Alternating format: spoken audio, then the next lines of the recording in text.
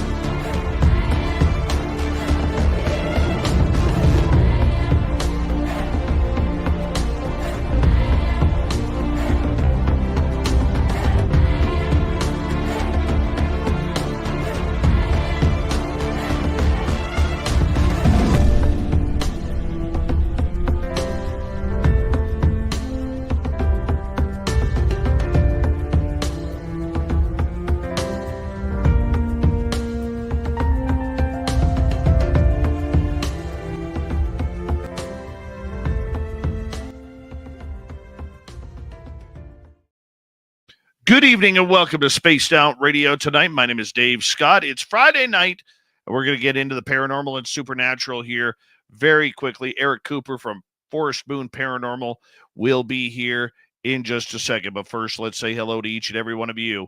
We have SJ in the gold medal position, Tim Mothman and his goatee sharing the silver, Race Fan with a bronze medal every night this week.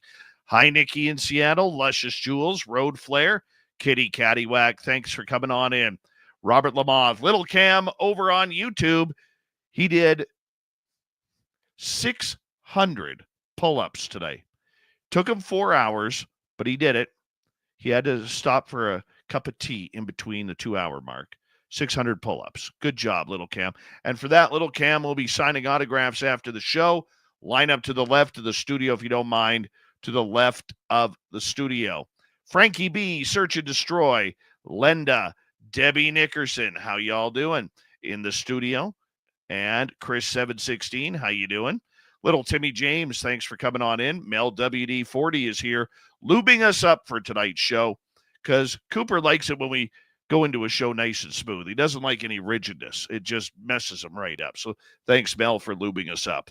Millennium, my man, Stargazer is back. Stargazer will be signing autographs after the show as well. Line up to the right of the studio, if you don't mind, to the right of the studio. Ginger Turtle, Thomas Rock, Deborah Rooney, how y'all doing? Cowie Snyder, nice to see you. Purple-haired Pixie Lara, how's it going? I wore your toque today because it was warm during the snowfall. Yeah, we had a couple inches of snow up here. Operation Shutdown, Amanda Carroll, nice to see you both. Hi there, Richard Minnick, Debbie Nickerson, and Fast Hemi. Good to have you here. Bill Sardellis, thanks for coming on in. Richard Minnick, thank you for kicking off the super chat tonight. It's a wonderful way to support what we do on this show on a nightly basis. So thank you very, very much.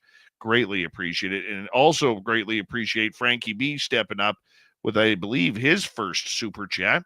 Very much appreciated, Frankie B. Thank you very much for the love. Hi, Paulie Rodeman. Ozzy Rob is here. How's them ham hocks? Give us an update if you don't mind. Nina Williams, thanks for coming on in. T-Bone, my man. You don't want me? I want you. Stop that talk. Stop it. Stop that talk, T-Bone. T-Bone. T-Bone. Love you, buddy. Love you. You just stay right where you are. Scott's Life. How you doing? Aaron Elizabeth, welcome to SOR Chat. John Jackson, thanks for coming on in. And who else do we have here? Mr. Cowley, welcome back to the show. Oh, Mr. Cowley loves his spaced out radio. Scott's Life again. How you doing? Deal you whoopoo. Nice to see you. D Cypher, Frost Kitten, Chris.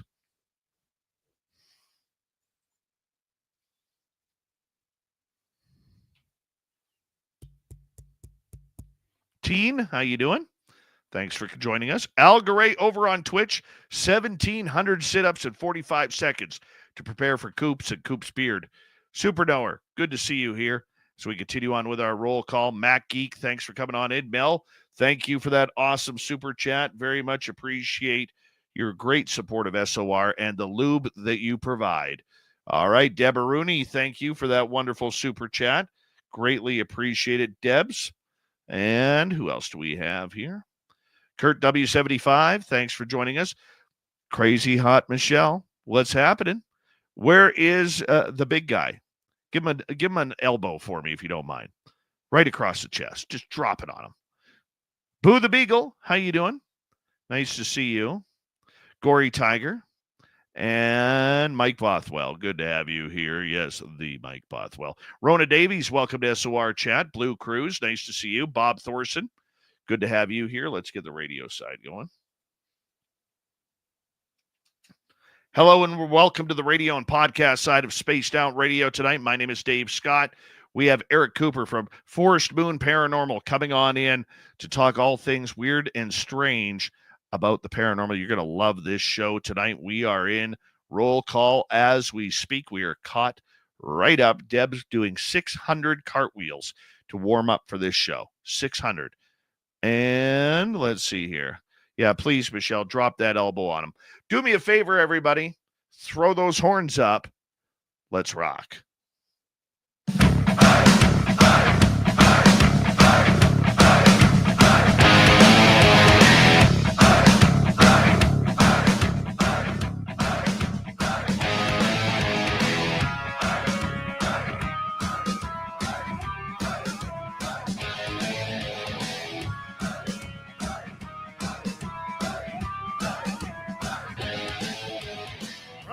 Of Central British Columbia to you listening around the world. This, my friends, is Spaced Out Radio. I am your host, Dave Scott, sitting in the captain's chair of SOR headquarters. We welcome you to tonight's show on our terrestrial affiliates around North America, digitally on every major podcast network. Our website, spacedoutradio.com. We have a plethora of features for you. Rock out Bumblefoot, read the news wire, check out our swag as well. You can follow us on X at Spaced Out Radio, Instagram at Spaced Out Radio Show, and on Patreon in the Space Travelers Club. Tonight's show is brought to you by Chive Charities. Help make the world 10% happier by visiting Chive Charities today. You can find them on our website.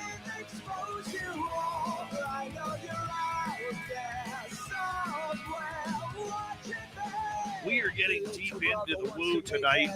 Eric Cooper from Forest Moon Paranormal is going to join us talking about all things weird and strange in the paranormal supernatural world. Then in hour number 3, Swamp Dweller will kick things off. Hello, Jackie. Jackie Harmon will be here for the Crypted Report. All right. It's been a while since we had Eric Cooper on the show. Coming up 5-6 years? I don't know why.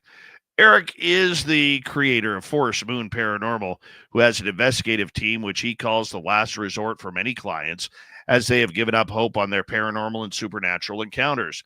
Coop's team is an astral travel team, so distance really is no issue, and in some cases, entities are easier to see and deal with from the astral level. His team also has an astral Reiki squad for healing of clients or team members, as well as cleansing of locations. They specialize in all areas of the paranormal, and Eric personally will focus on UFO and alien abduction cases, as well as they are part of what they take care of. Eric Cooper, it's been a while since we had you on Spaced Out Radio, my friend. Thank you for coming on in again. How you doing? Oh, I'm doing great. Doing great. What's new, my man? We haven't chatted in a while. No, it has been about 5 years. I had to count it up. Yeah, it's been about since 2019. Well, you know what? It's good to have you back, my friend. How's the beard, most importantly? Oh, the beard's doing great. The beard's doing great. It's full. It's very gray. I don't know why. I do. I'm just, yeah. Heavy stress. Heavy stress. As gray as mine? Yeah. No. Yours is full white. You look like Santa. You look like Santa Claus. Yeah, thank you. Appreciate that. Appreciate that. Eric, for a lot of people who don't know, you and I go back probably 8-9 years now, and And you used to have a great conference in Concrete, Washington, where you discussed all things supernatural and paranormal. And, having that event is still some of the biggest highlights of my life in this field, is going down there. And you know what?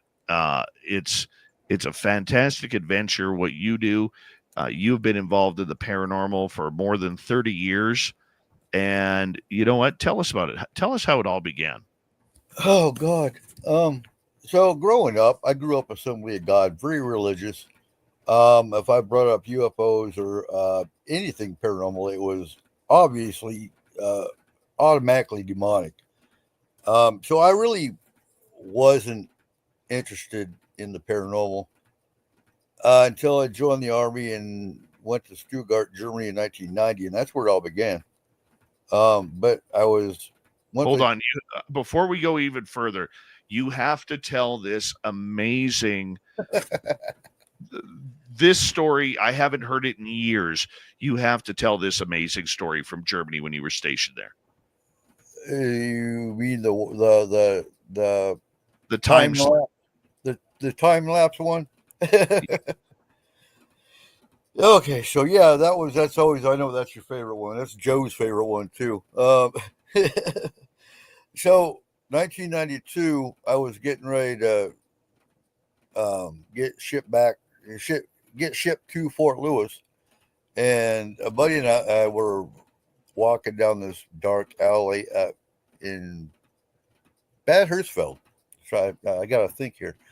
Yeah, so Bad Hersfeld, where I was with the 11th Armored Cavalry, and we were walking down this dark alley.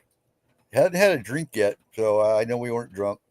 Still can't really explain it, other than we walked back in time or something.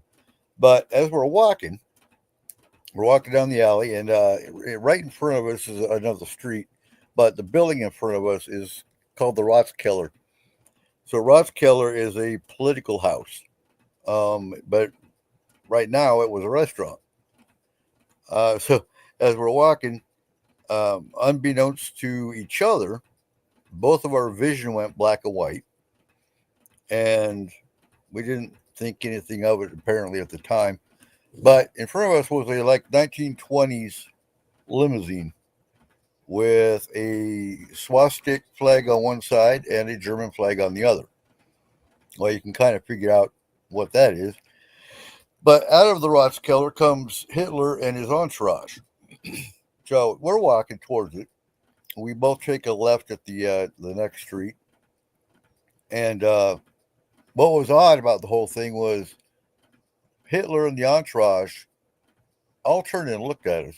Now, what they saw, I don't know. I don't know if they saw two American GIs walking down an alley, which they didn't look shocked at, or if they saw, two just German citizens walking down the alley. I have no idea.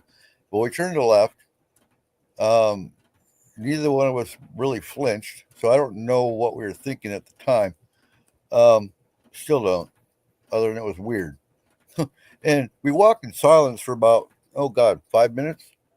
And he stopped and he said, "Did you see something weird back there?" I was like, "Wait, you saw Hitler and his entourage too?" And yeah, that was a weird experience. No kidding. One of many in Bad Hersfeld. Bad Hersfeld was our unit was the first speed bump that Russia would hit if it crossed over Checkpoint Charlie or the Berlin Wall. Berlin Wall had just come down, I think, just maybe 8 months before I got there. But that was our mission. So there's a lot of weird stuff that went on in the Fulda Gap, Bad Hersfeld. Why do you think you experienced that? Go ahead. Why do you think you experienced that? I don't know. I don't have an answer for that. Just one of many occurrences that happened. They all started in Germany. Now at the time, so I switched to, I didn't know what my religion was when I was 18 and had the at the age of reason. But I started studying paganism, and became a witch, essentially in 1990. So maybe just opening my mind up to other realities. I don't know. I really don't. That's it still blows me away. And by the way, for people who don't know, you served, I believe, 19 and a half years in the United States Army. So Yes. thank you very much for your service and dedication. You know, Coop, we always love our veterans around here. So thank you for that. Anytime. Always You not. also, during your service, had a couple other encounters with high strangeness, especially when you were in the desert during the first Gulf War. No, that was Doha. So Doha was in 91. Somalia was 93, and I did 2 tours to Iraq, 04 through 06. The UFO I had was would have been 05, 06, because I was flying from Talapa, Iraq, over the border of Syria. Now, in all fairness, could it have been an experimental craft? Absolutely. There's no denying that. But I ran a pagan group in Iraq, and 2 of the soldiers that were part of our group were one was a crew chief, the other was an aircraft mechanic. They know aircraft very well, and they were always there was about 10, 15, maybe 20 of us that all watched this craft for, I don't know, 2, 3 nights, and then it was gone. So that in itself, yeah, it could have been experimental craft, but the light patterns weren't normal. And even our aircraft personnel were going, hey, yeah, that's not typical aircraft. It was triangular shaped, had different light patterns than normal NATO craft would. And it was very slow, no noise, too big to be a drone. It moved so slow it couldn't have been anything mundane as far as that goes. And my first 2 UFO sightings were in Germany. One, I guess you would call a CE5 or Close Encounter 5, because I flashed a flashlight at it, and it looked like a star that was blinking at me. And it shot down to about, aircraft level and hovered and didn't really communicate or nothing that I could recall. And hovers for about 5 minutes, and then shot back up into a place. The way you had these encounters, did anything surprise you in the war zone? Oh God, let me see. So again, being pagan, paranormal is normal. So what some would see, like when we were doing tarot readings, when we were sitting in the moonlight, the full moons in the Middle East are phenomenal. I mean, they can't touch anywhere else. You could almost reach out and touch them. And the energy of the Middle East is ancient and phenomenal. So I'm trying to think of. So my deity is Morrigan. She's the Celtic goddess of war, death, and rebirth, and she had a presence in my shop. When I'm trying to think of all the what you would call paranormal experiences in the Middle East, but we did a protection ritual over our convoy, because we were actually doing a 3-day convoy from Doha, Kuwait into Balad, Iraq in 0405. And the morning after we did this ritual, one of my soldiers woke me up like, Sergeant Cooper, you got to come out and look at this. So I got up, and there's like millions of dragonflies. So many dragonflies. It was unusual. And they were all flying towards Iraq. And one of them actually stopped, looked me in the eye, and hovered there for a second, and then continued flying. That was my sign that we'd be fine. And we were. We didn't have any, not a shot fired, no mortars, no nothing. And we got mortared in blood every day between 04 and 05. And I never lost any soldiers. So And I was told before we even got there that we would be fine by Morgan herself. So I wasn't worried. Out of all the things you experienced while in uniform, what was the strangest? Oh, let's see this. I'll go with the scariest, because and I've told this one on your show before, but we lived in Dettelbach, Germany. What was it, '01, just before 9/11, as a matter of fact.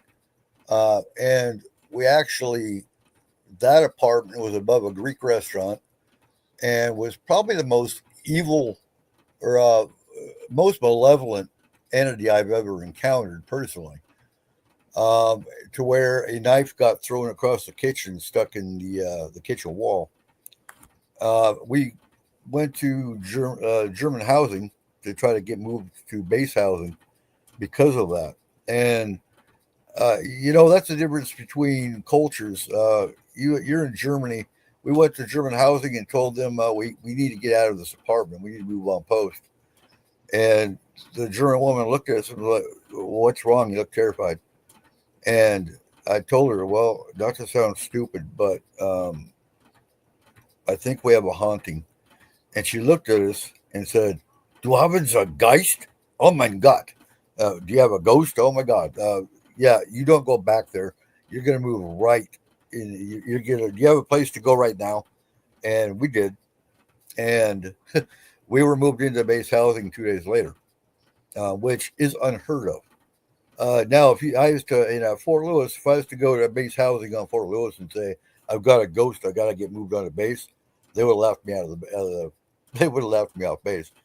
So it's kind of cool seeing a difference in cultures where America won't see paranormal as a serious threat. You go to a culture that's hundreds of years old, um, they take it serious. So that would be the probably the worst case I think I've personally dealt with. Why did you set up Forest Moon Paranormal? What was that about? So paranormal's been I'll take breaks and then come back to it. With FMP, I was talking to Tony, one of our um, with the pagan side. We took care of troops that were deployed. Tony was one of them. When he got back out of the military, I was talking to him, and he'd been astral traveling his entire life. And I asked him, now when you're astraling, can you go to a location and see spirits? And is there a way to clear them? And he said, "Well, yeah, I've never thought of that, but we can try it." And we tried it, and it worked. And so seeing all the people asking for help and seeing, uh, hate to say it this way, but seeing stupid responses of, "Well, yeah, just get some sage," and well, sage doesn't work about 90% of the time. Sometimes it will. So don't get me wrong, but say it's a hit and miss. Just like calling on religions. This came up in the first hour of your show. That so for a spirit, and I'm not talking demonic, I'm talking spirit. If you're gonna call on Jesus' name and the spirit is an atheist, it's not going to work. The atheist spirit is going to laugh. Um, and that was my point because somebody was bringing up calling Jesus' name, and it doesn't always work. Now, if it works for you, great. You've got your answer. You got your method. But when you die, from our experience, when you die and you're stuck, you're the same person you were before you died. So if you're an atheist, you're still an atheist as a spirit. Um, so seeing all these people asking for help and they're having serious, I mean, some of them had 2 or 3 different paranormal groups come in. In one case, the paranormal group ran out screaming. Well, now you've validated the client's fears and you've stirred up whatever is going on in there. So we started the team. We had the astral school to actually teach astral for 2 weeks, and then if they wanted to go further, they could do astral combat, and it lasted. And so FMP doesn't exist anymore, and we wrapped that up in 2019. As an emergency response team. Now we have Forest Moon heavy terrain, which we're gearing more towards mountains. We're gearing more towards Bigfoot, UFO, Fae, little people, things to go on in the forest. But absolutely could talk emergency paranormal. That's why, yeah, it was, I won't say it was fun. It was interesting. It was great while it lasted. We had about 10 cases a day on an average day. And yes, you heard me right, 10 cases a day. And out of that, you might see one true demonic case. So are demons real? Yeah, they are, but they're rare. And again, that's not to belittle anybody. That's just our experience. You have done this, as we got about 3 minutes to go before we go to break, Okay. very quietly. Okay, like you're not somebody who does it for publicity, television shows, or anything along those lines. You're like, and please don't take this the wrong way, you're like a good soldier. You go in, you get the job done, and you get out. And if nobody knows who you are or what you do, that's okay with you. Why do you do it that way? Why is that your philosophy? Well, to me, paranormal, I'm trying to think of a solid answer on that. It's just something, when you give a darn about humans, you just do it. People are asking for help. We go in and do it and get it done. Yeah, you're absolutely right. I had weird phone calls coming from the UK asking, can we get your client list? We want to have them on a paranormal show. And we've been offered TV shows and turn them down because we're not in it for fame and fortune, or you want to call it fortune. I've seen the bad side of, and I know we're coming down to the half hour, but I've seen what paranormal shows do. We had dead files that came up here to concrete and utterly destroyed that family. So no, you see what entertainment does. I don't see paranormal as entertainment. People are terrified and looking for help, not to be on TV. Some of them are, but for the most part, they just want it done.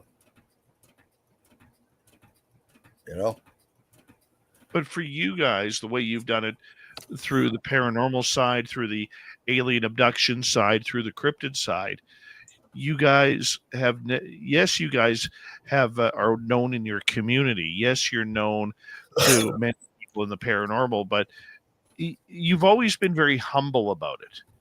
It's not something that you've ever charged money for. It's not something that you've looked to make a living off of, that this is who you are, this is what you do, and if you want me to go clear a poltergeist or get rid of your aliens, that's going to be $79.95 plus a safety fee of $110.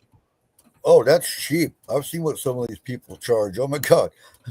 I heard of one client that paid a guy $500 and nothing got done. That's cheap. But no, if people offer and we never ask for donations, because to me, you ask, we take donations. Well, you're just telling someone right there that you want money. But no, we've got donations from people for gas or whatnot. And sure, you can always use gas money.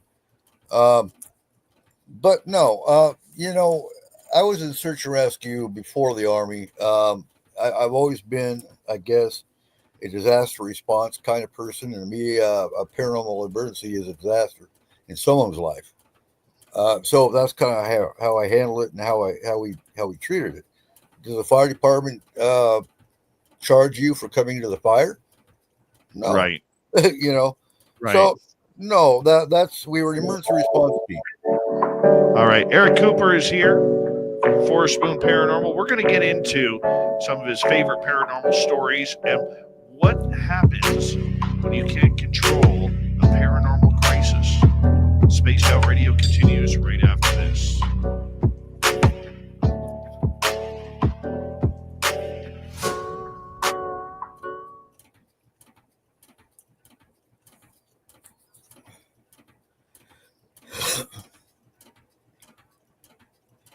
All right, we're clear. Walter, how you doing? Good to see you. Swampy, I'm your biggest fan. CS, how you doing? Hi, Deanna Ann.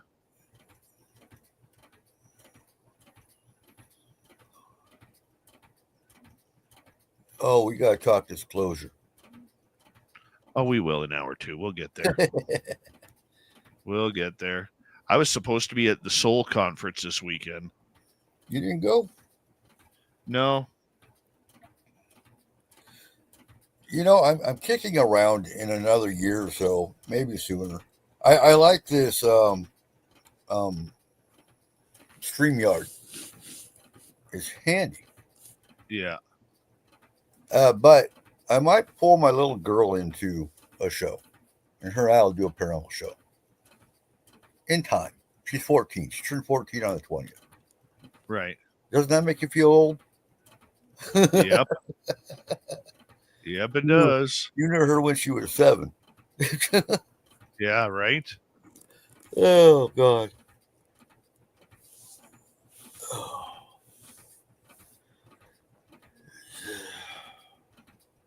But, you know, I was in a Bigfoot group, and this is where the haters come from. I was in this Bigfoot group where there's no such thing as Bigfoot, and it seemed like half the group was all just haters. It's like, why are you in this group if you don't believe in Bigfoot? And ain't nobody here gonna prove it to you. You're in a Facebook group. No one's gonna take you to the woods to find a Bigfoot. But it seems like there's more trolls and haters in the paranormal groups and whatnot anymore than there used to be. Oh, it's gotten so ridiculous, dude. Yeah. And yeah. You know, Anthony's 12, and he didn't believe in aliens or UFOs until all of a sudden, Daddy, did you know if the government came out and said there's UFOs and aliens? Like, yeah. So now he believes because the government came out and said it. Never mind what Daddy told him. Right.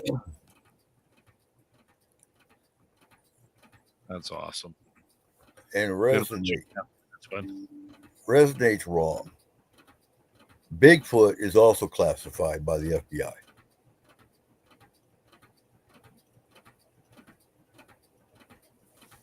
Not just UFOs.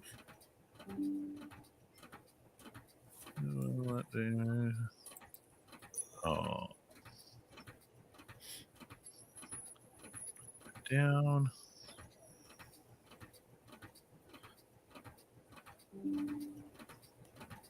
Good night. It's a good night tonight. Good to have you back, Coops. Oh, it's fun. It is. Give that beard a tug for us. I just did. Oh, thank you. Thank you. Sierra, how you doing? And Jessica, that's not my dryer. That is a fan running, moving the heat around.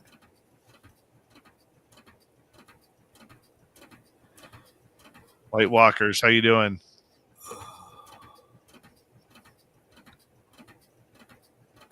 JBD? That is a fan. I could turn it off if I need to. It's fine. I barely hear it. Okay. Cooper's camera is not working properly. You know, I have to get a new laptop about as much as this laptop gets used. Yeah. About every year. Yeah. And right now, this laptop's about 2 or 3 years old. So, yeah, the camera's shot on it already. Yeah. Most of my data and whatnot's on a 6 terabyte hard drive. So. Dragonfly, how you doing? Oh, I love dragonflies. Dragonflies are awesome. Very protective. Good name. All right, we got about 45 seconds. All right. Big thank you tonight to Richard, Frankie B, Mel WD40, Deborah Rooney, and Search and Destroy for the super chats. It's a wonderful way to support what we do on this show on a nightly basis. Don't forget, you can shop at our Spaced Out Radio store. We do not have ugly swag, people. No ugly swag. So make sure you go and check it on out. Going to be adding some new stuff here in the next couple of weeks.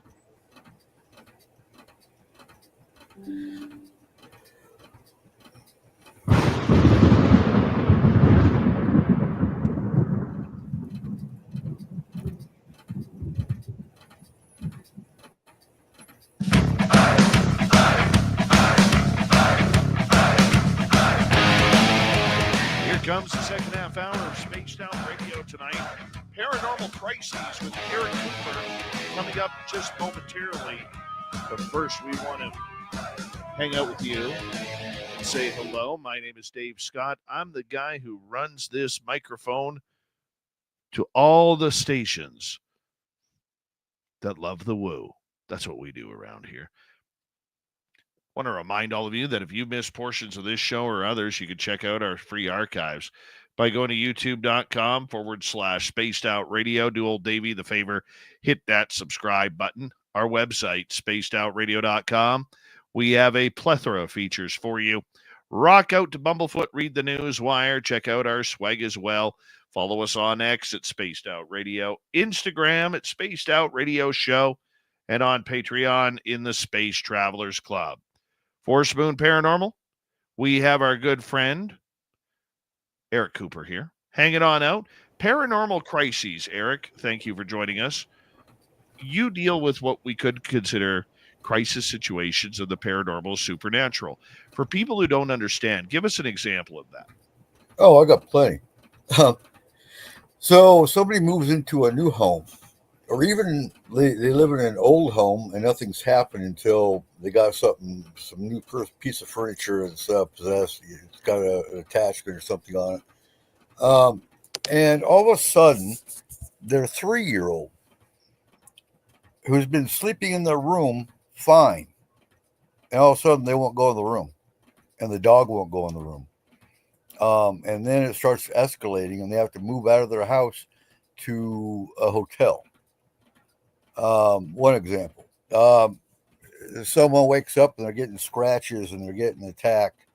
The cat got thrown across the room, something like that. That's a crisis. You have a pregnant woman who all of a sudden the rocking chair starts rocking, and they start hearing voices or something of that nature. That would be a crisis. So we had a triage. If it's something that we can figure out that's mundane, then that would go to a lower tier. Obviously, children and pregnant women would be the higher tier. If they're living in an apartment, if they're living in a hotel or something, that would be a higher tier. So yeah, those are crises. So how do we deal with them? We will send in the astral team. So understand, I don't astral. I cannot astral. I'm stuck in my body, and I'm perfectly happy that way. And I've been asked many times, well, how do you know the astral team's doing what they're supposed to do? Well, it's real simple. The client tells me. All of a sudden, the house feels clear. The kid goes back in their room. The dog's even playing in their room. Yeah, the team did their job. And it doesn't take long. They can go in and usually, depending on what we're dealing with, have it cleared in, I think the fastest we've been done is 15 minutes. We've had other cases that can take an hour or two. It depends. Our team traveled to Egypt, Australia. Understand when you're astral, you can go anywhere on the planet. And I guess some would say off planet, in a matter of seconds. So, those are extreme cases. I'm trying to think. And how do I know? So how I'd operate is I'd have two chats, one for the team, the other for the client. The client would say, "I don't know what's going on, but my dog is following something down the hallway." And Tony, who's in the client's house astrally, would say, "Oh, don't worry about the dog. It's just me. It's following me down the hallway." I think another prime example will be Markham. Markham had issues going on in his house, and Tony actually described his bedroom to him. You can't see that on Google. You can't see that online. So that kind of woke Markham up that, wow, astral's real. So there's some examples for you. How do you get the contacts? How do people get a hold of you when something goes on? So we were listed on, oh God, what's the name of that website? It's a paranormal group website. They found us there. We got phone calls, emails, mostly on Facebook groups that I get a tag. I was friends with a lot of the admin, a lot of the bigger paranormal groups, and so they would tag me in an extreme case, and I would reach out to the client at that point. That's how most of them found us. Right. So explain what you guys do. So if I call you up, let's say I'm having an extreme case where I'm having poltergeist activity in my house, as well as, some other weird stuff that I just cannot explain. What happens? So if it's not local, I send them a 9-page, and yes, it's extreme, but a 9-page questionnaire.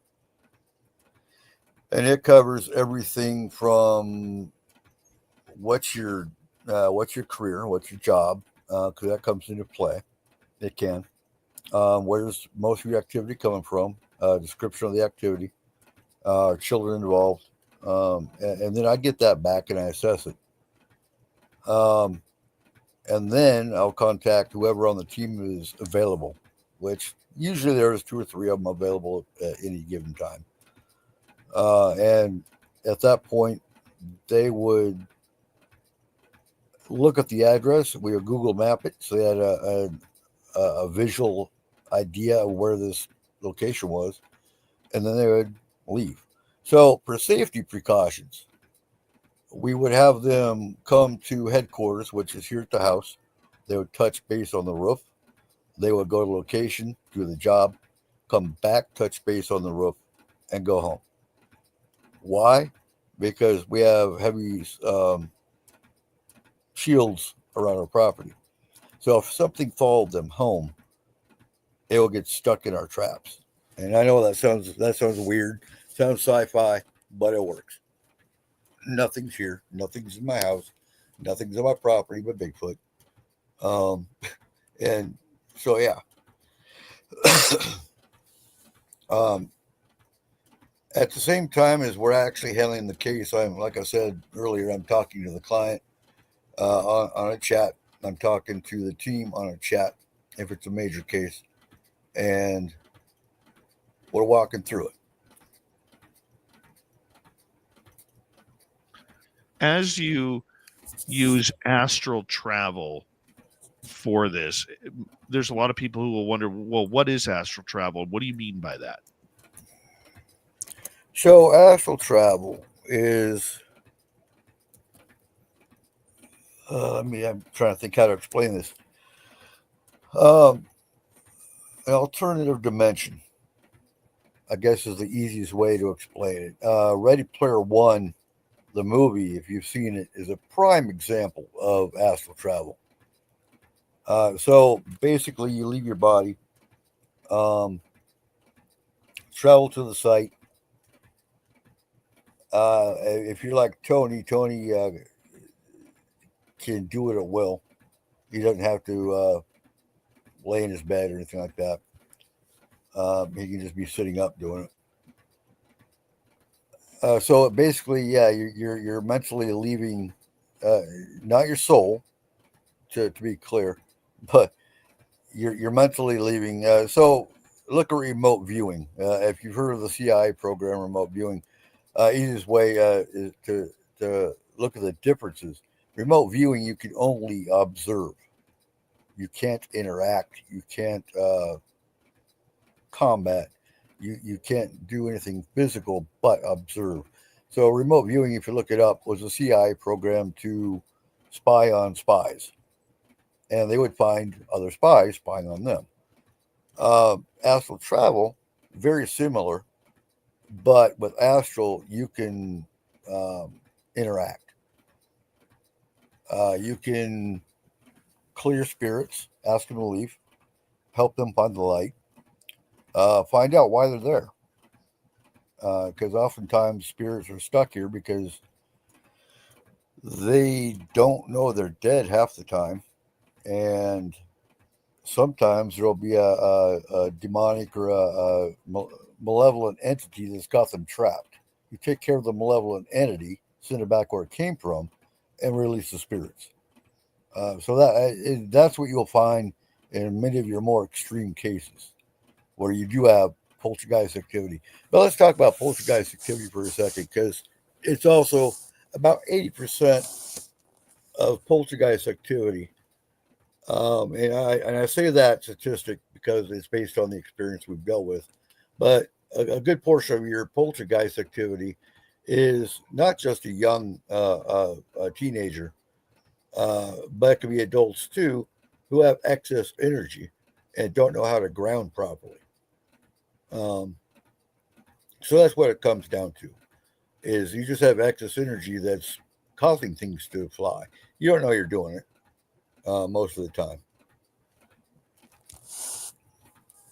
Got it. Got it. Totally got it. And I'm just wondering, the reason why you do this is why. Say that again? The reason why you do this is why. Because many people get false information, cause their situation to be worse. The example I used earlier of, we had one client that used two different groups. One came in, so there was nothing there. The other one came in and ran out terrified because what they did encounter. Oh my God, they don't do that on paranormal TV shows. Well, yeah, welcome to the paranormal. Why did you start a team? Why are you delving into something you don't understand? And why are you delving into things that they're going to follow you for the rest of your life? The first hour of the show went into that awesomely. When you're in the emergency response side, you encounter the same things over and over again. They know you well. They won't forget you because you removed them. Now they're ticked off. So there you go. But why do we do it? Yeah. Because there's people that need help. There's people that are so terrified they will kill. They will commit suicide sometimes. And there's no reason. You look at ghost shows, and they tell the people to leave. Oh my God, no! Why? The house can be cleared. You don't got to leave. How many people have left their houses because, well, it wouldn't go anywhere? Yeah, it will. You just got to take charge and take command of your house and make them leave. A lot of people would say that there is danger playing on a different realm. And when you go there as a person through astral travel, which your team allegedly does, and I know it does, but I'm going to use the word allegedly because there's going to be some people out there who may not understand or believe, Eric. Right. So please don't take offense to that. Why play in a different realm instead of the human realm? Because the astral realm, if you know what you're doing, and if you shield and ground, those were keys to keeping safe and protected. Shielding and grounding was a requirement to learn before you go astral. And let me clarify, anyone can astral. It's not a special skill. It can be taught. Now, if you're blocked, as I am, you can't astral.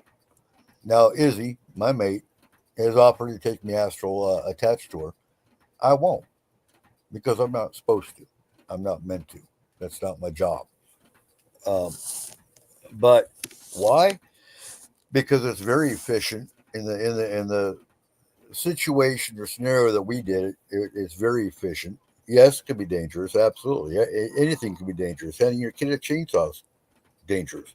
but if you learn how to do it right, just like someone brought up Ouija board earlier, Ouija board, for example, is a tool. You have to know how to use it properly. And yes, it can open up portals to the basement.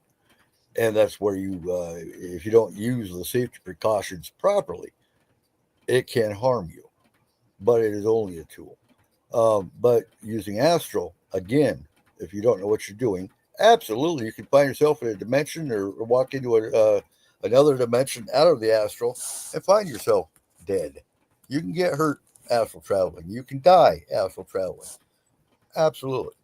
But for 2 weeks intensively, our instructor taught astral until he was comfortable that you knew what you're doing. And then the team would test him.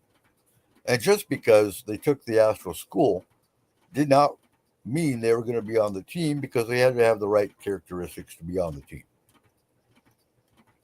But using astral, we don't have to fly to China or Egypt or Australia or wherever the client is. That's expensive. Astral's free. When you are in astral, is it an out-of-body experience or is it a mental game? It's a mental experience. Is it out of body? In a sense, it is. I'm the wrong one to explain this. It's leaving your body. So when you first astral, you'll be on the ceiling looking down at your body. So is it out of body? In a sense, you split off. But again, your soul does not leave. And so some astral travelers are comfortable leaving the string attached so they can follow the string back to their body. But I can guarantee you, if something scares the hell out of you, you will jolt back into your body. What's on the astral side? You said you do not astral travel, but Right. but your teammates do. So on the astral side, there's a lot of different creatures that don't necessarily come here. There's other astral travelers. And that's about it.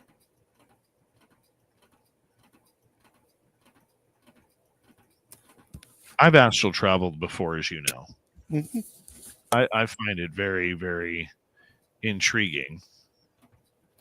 I find it very intriguing, and I've only done it a few times, but I don't know how I know how to do it, but I seem to know how. So when you send a team out to astral travel to someone's home or their place of work or whatever it may be, how do you pick the people from your team to go? Or you just say, hey, we got a case, let's do this? So they pick and choose, honestly, as well. So we did have a case in Australia, and that was the first true demonic case that two of our team encountered. They pulled out, and we sent Tony in. So it depends on the level, but nobody by themselves, with the exception of Tony, ever went alone. So it was always going to be at least a minimum a team of 2 to 3.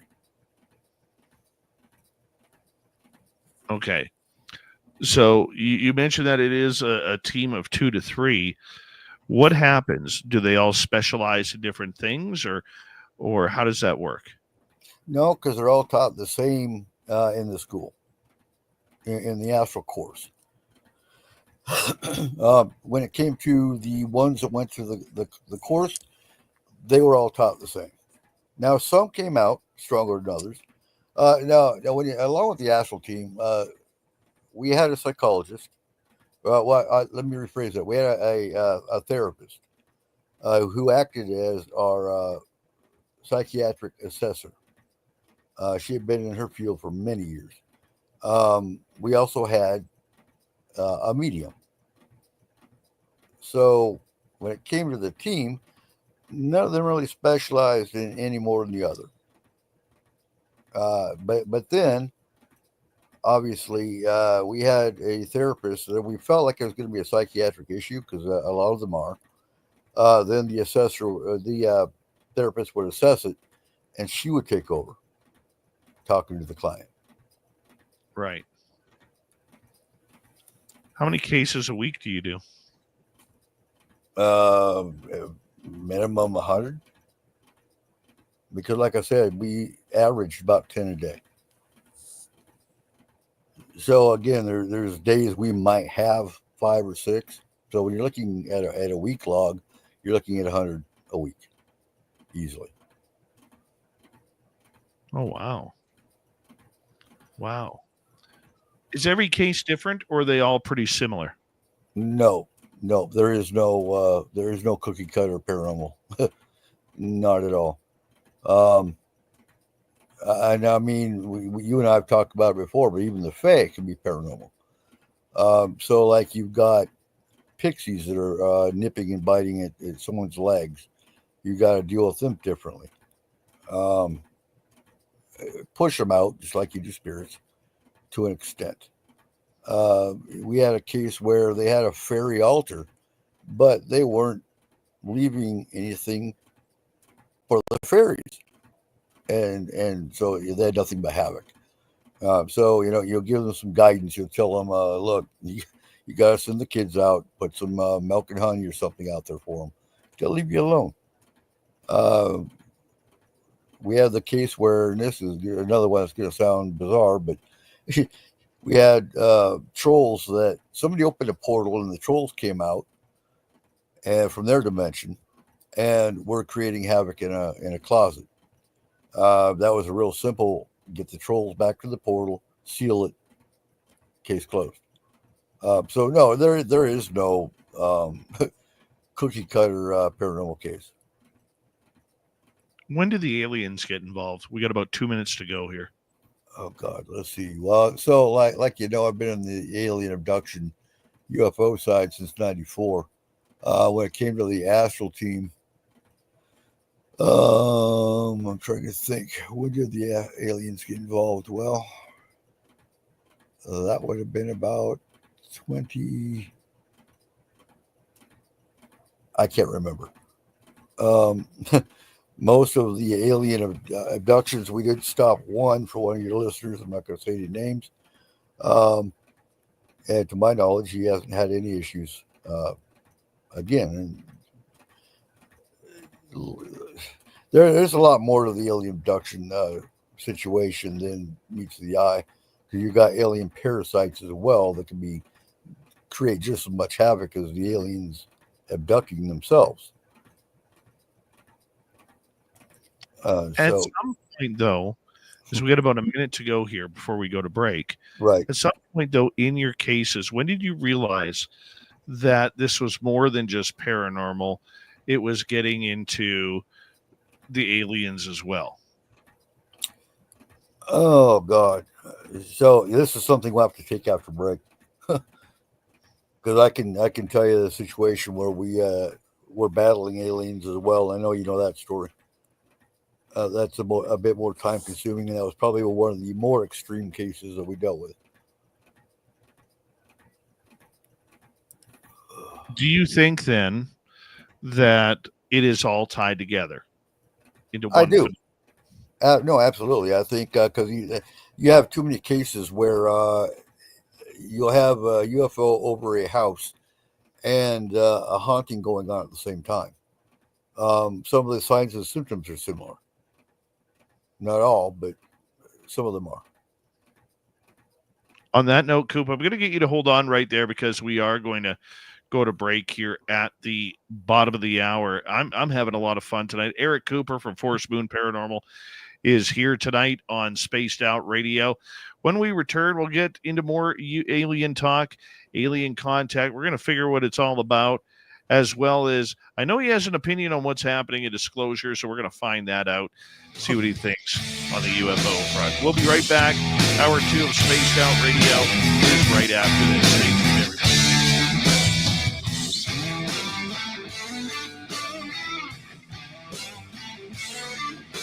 This is Spaced Out Radio with host Dave Scott.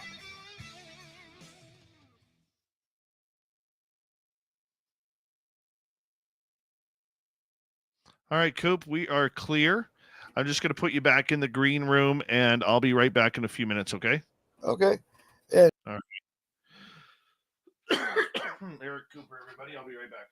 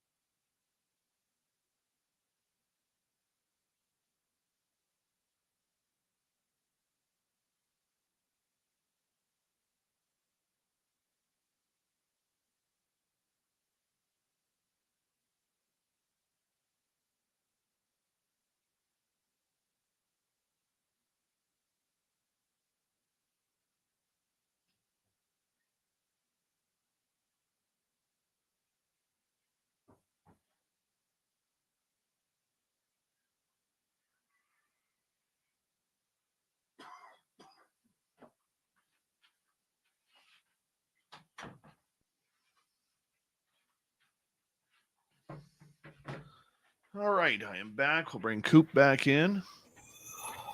And little Timmy James, the studio's lonely without you. Lonely, lonely.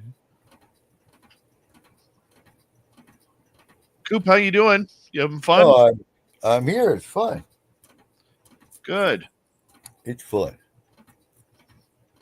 It is fun. It's what we do. Mm-hmm. It's what we do. Big thank you tonight to Simon times 2, Major Lee, or make that extra small Lee, Deborah Rooney times 2, Search and Destroy, Mel WD40, Frankie B, and Richard for the great super chats. Really appreciate the love and support, everybody. Really helps us out. Don't forget, you can shop at our Spaced Out Radio store and get your extra small Lee Strauss t-shirt right there on our website. Queen Peachy Keen, how you doing? Thank you for coming on in. Don't forget to hit subscribe, ring that bell, and give us a thumbs up. Here we go.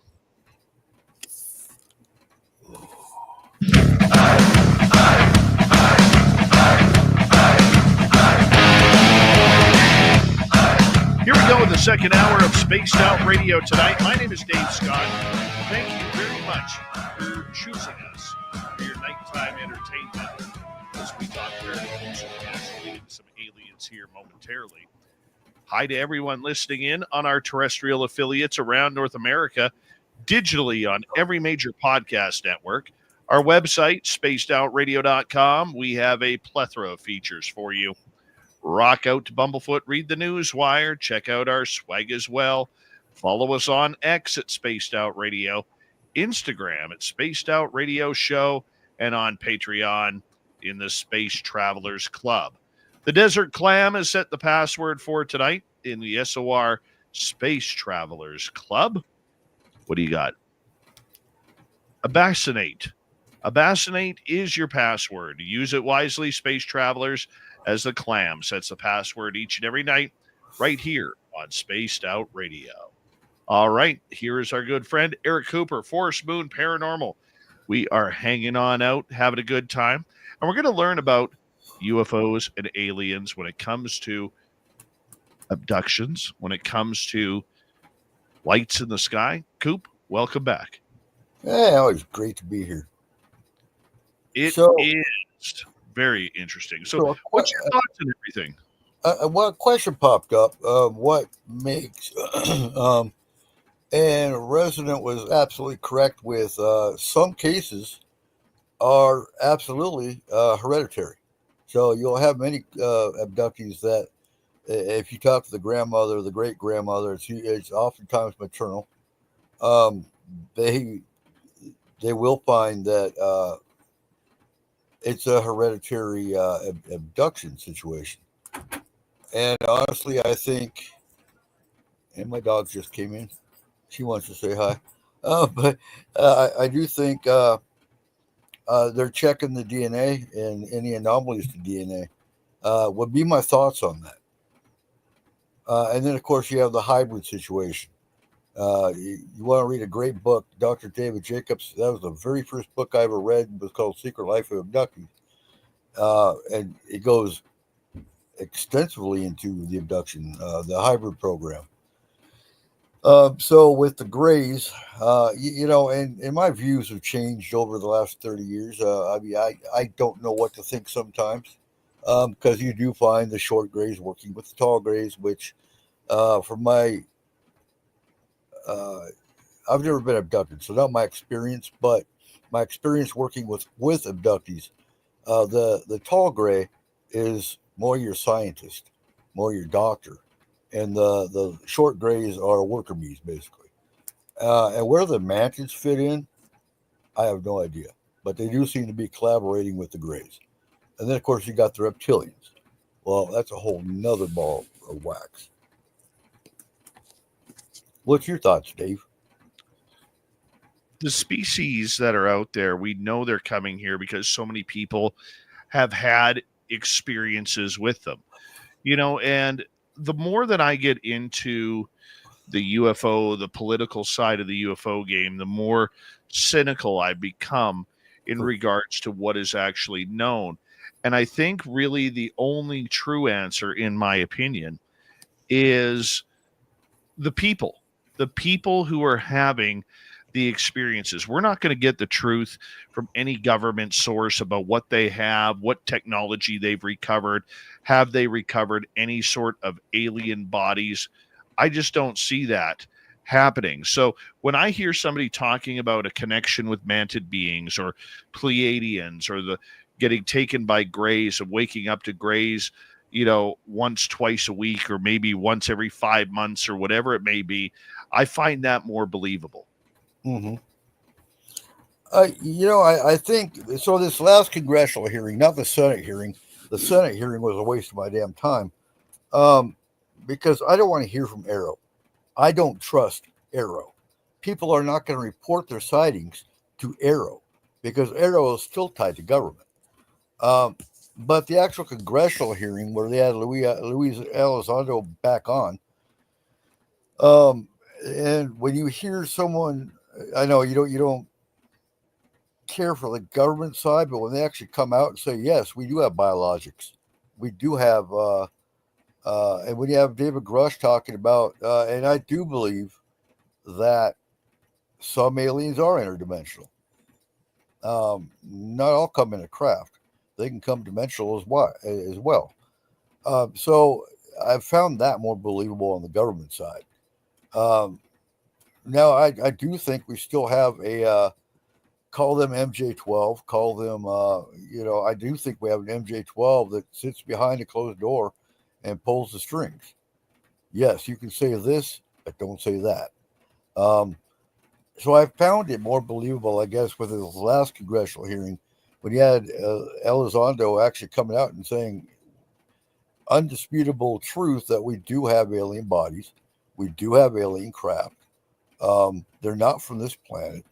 And that to me, I guess, something is keeping them, something is making them come out. What it is, I think that worries me more than anything, because they keep talking about this catastrophic disclosure if nothing is mentioned by 2030. What do you think catastrophic disclosure is going to look like? I don't think we get there. No? No. I don't think we get there whatsoever. I think that this topic dies off quickly. And they do exactly what we were talking about earlier on, or we've talked about on previous shows, is the Pentagon will eventually get their way and this subject will be swept back under the rug again. Now, that's me being in a difficult state because I want to see it happen. Right. I want to see this comes out. But the one thing I think we all have to prepare ourselves for is that we're not going to get answers. This is why I never say I believe we are in a confirmation movement. I don't believe we are in a disclosure movement at all. Disclosure is dangerous for the government and their secrets. What isn't dangerous is admitting there's something out there. Well, I'm trying to. So, if you get too close, they do shut you down. Look at Bill Burns. Look at UFO hunters. And I don't know if anything else came out other than he got threatened and shut UFO hunters down.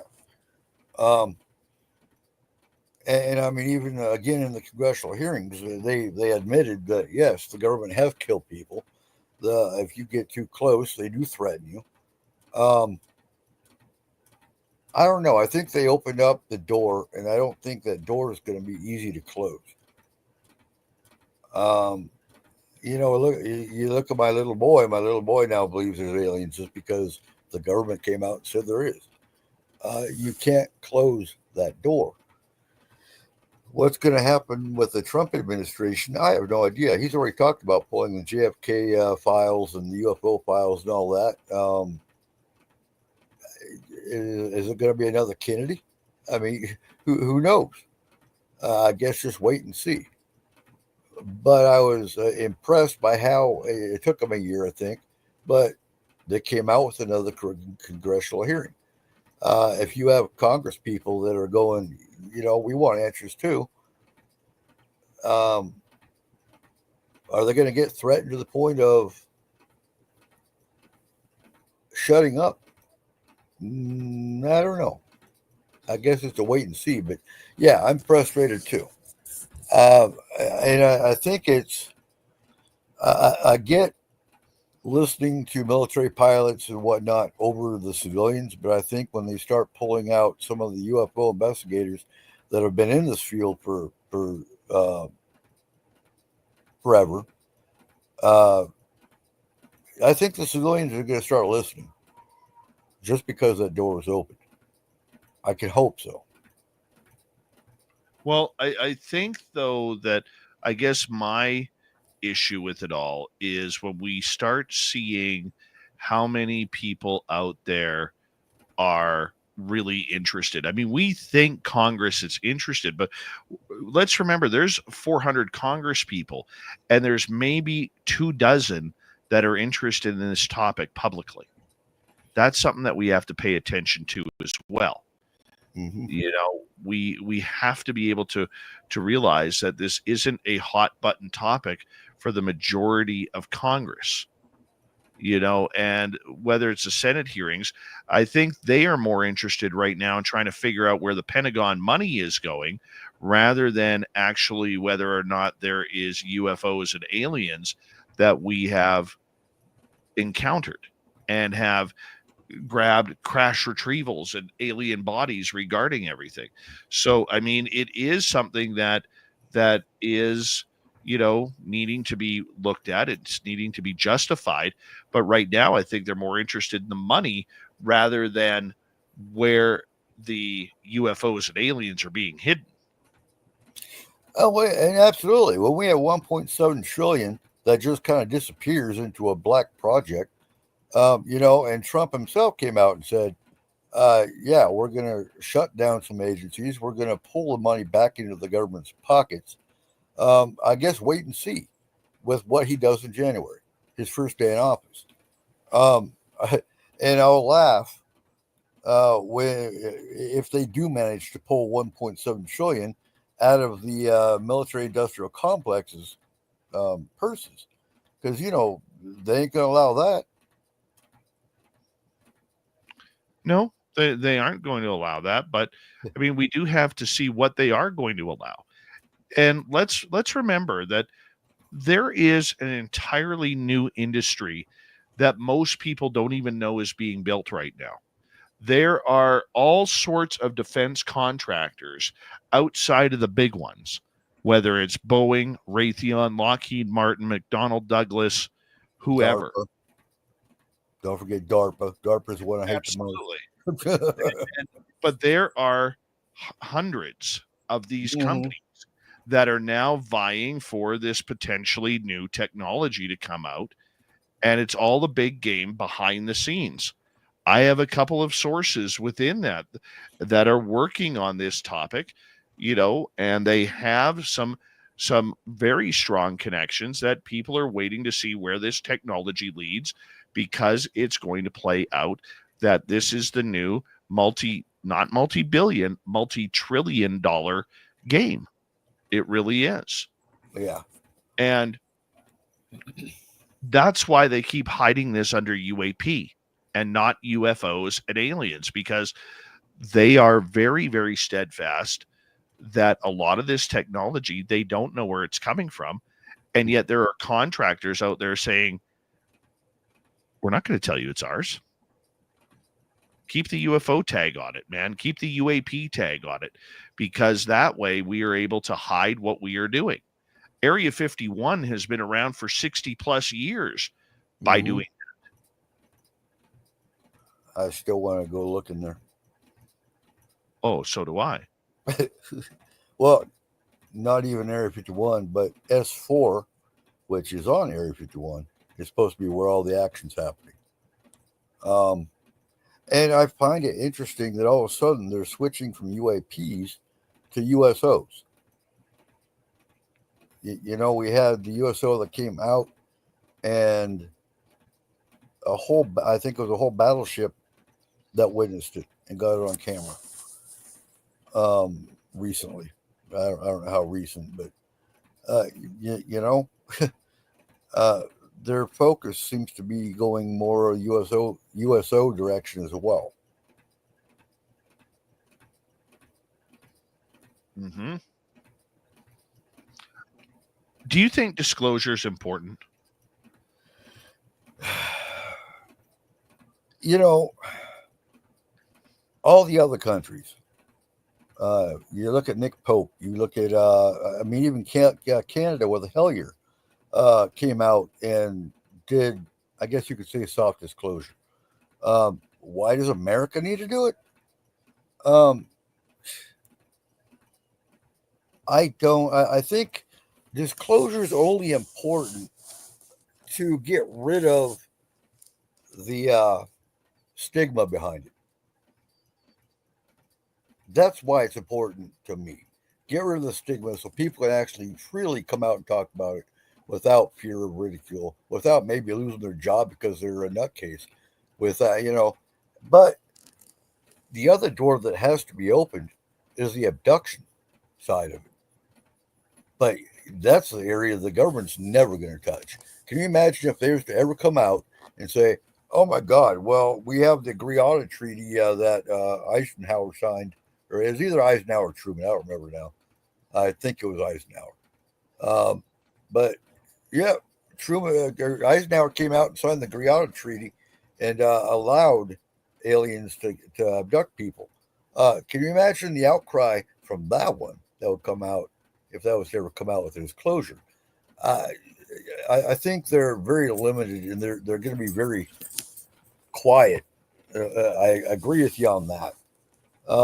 And then when you got the Pope coming out and saying, "Well, there are aliens. They're not going to tell you they saw them on Lucifer, the the Vatican telescope, but um, he was going to welcome them and with open arms as God's children." So I don't know. You've got it almost seems like the left hand's not talking to the right hand, and they never will. But we have most other countries that have actually come out and said we have a UFO investigation team that's been going on. Um, but they're all looking at the United States because uh, we're still the largest, I guess, government that's hiding it. Very true. And one that controls everybody else. Yeah. Right. And I think we tend to forget about that. Do you think society is ready for it? Uh, I keep flipping back and forth on that. I don't think so. Because again, it's one thing to say yes, we have. Because you talk to people and uh, a lot of them will say, yeah, okay, we have 11 billion, solar systems. We have 11 billion planets. There's got to be life somewhere. So I don't think that part would really be a shock. And for us to have, crashed craft, yeah, I think that would be okay. But when they start talking about they're taking people, they've been, abducting humans. They've been um mutilating cattle and other animals. That kind of thing. That part of the thing gets a little too out there. And then you've got the other fringe movement that won't accept that there's other life and automatically jump on the demon bandwagon. And those are more of your fundamentalist types that just want to call everything a demon. And that's come up within the last 2 or 3 weeks, hot and heavy, about more and more people coming out talking about everything's a demon. I think that's an issue. Well, I mean, it's what people are experiencing that I think is the most important thing. And the one thing that I don't think is going to happen, I don't think the government is going to be ready to get into that ball game. I mean, I think there are senators like Nancy, or pardon me, there are Congress people like Nancy Mace who want to get into it. However, I think there are topics that are just not ready to get into it. I mean, you look at Leslie Keene when they interviewed David Grush for the New York Times, her and Ralph Blumenthal, she specifically stayed away from the non-human intelligence question. I, for the life of me, as a fellow journalist, cannot figure out, if this guy is bringing it up, why you would leave that out of the story, unless there is a technology agenda. Why would you do that? This guy goes and testifies in front of Congress that, afterwards, basically saying that the United States is in possession of non-human intelligence. How do you not write about that? How do you, unless you are told or you're following an agenda? Now, I'm not saying that she did, but when she talks about how they decided to leave it out, why? That's one of the biggest stories in humanity. Are we alone in the universe? And you don't touch that subject? I don't get it. It's the biggest answer to the biggest mystery of human civilization.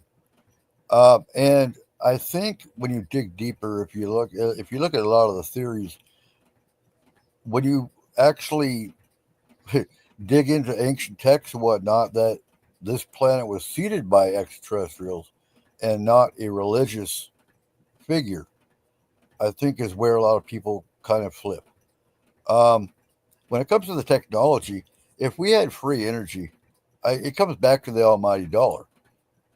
There goes the oil industry. There goes the, PSC here in my backyard would flip out because they're making billions off us, if not trillions, for providing us with power.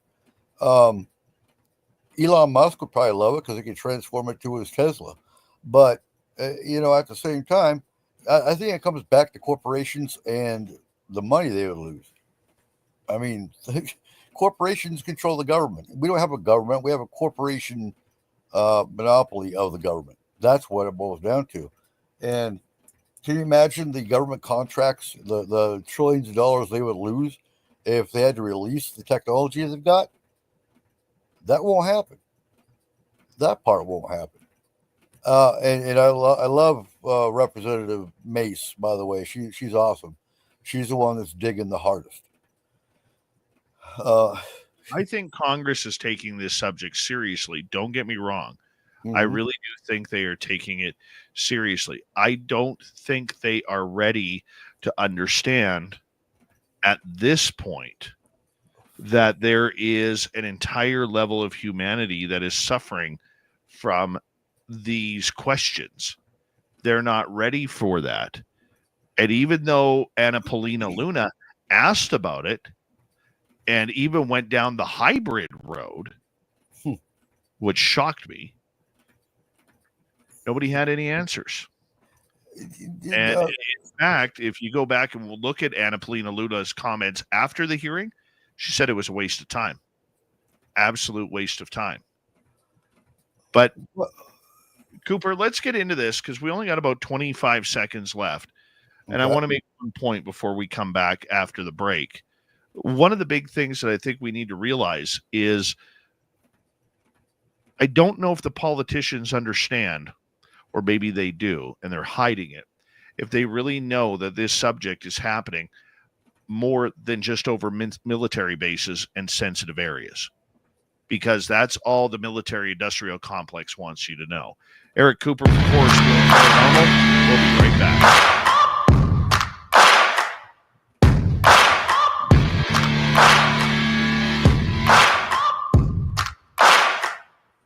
You're listening to Spaced Out Radio with your host, Dave Scott.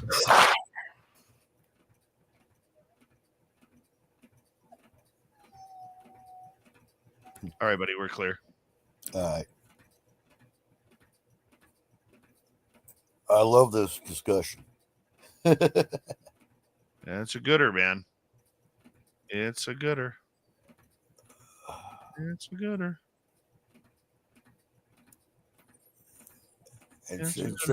Some of the questions and comments in this chat are awesome too, though.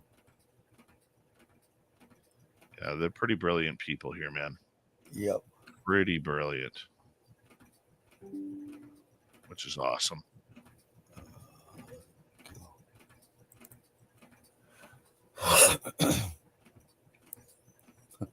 Tartarian Empire. I haven't. That one sounds vaguely familiar.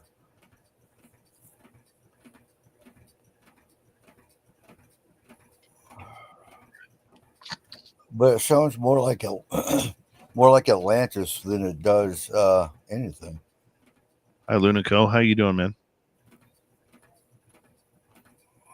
Human Carl, how you doing, buddy? He's a great veteran of the United States Air Force. Cool. Human Carl. Carl Bittner. Earth Goat Trees, how are you? Ozzy Ange, nice to see you.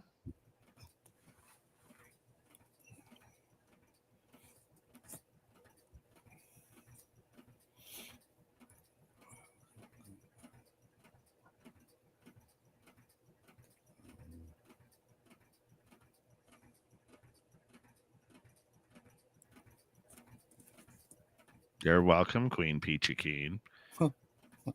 I like it when you guys read the chat.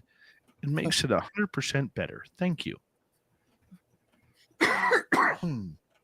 You're welcome. I get to be up at 6 o'clock in the morning. Oh, good God. Yep. I'll get 5 hours sleep. And then gotta go see the grandson. It's his second birthday tomorrow. Oh, tell him happy birthday. I will. From Coop's Beard. Yeah. So that's what I'll be doing tomorrow. And then right after that party, I got to drive another 4 hours to go see my dad and my grandmother.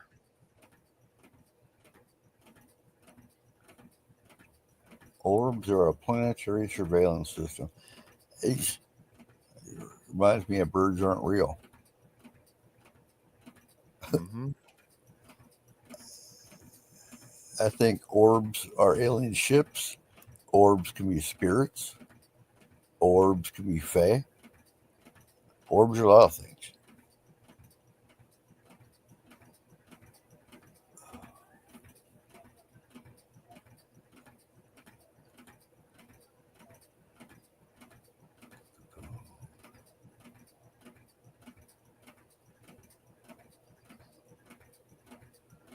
Just about 2 minutes, crew. All right.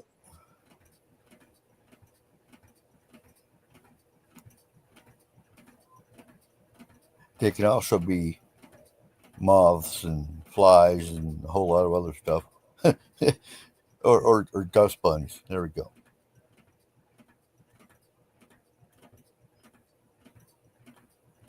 You can usually tell the difference, though.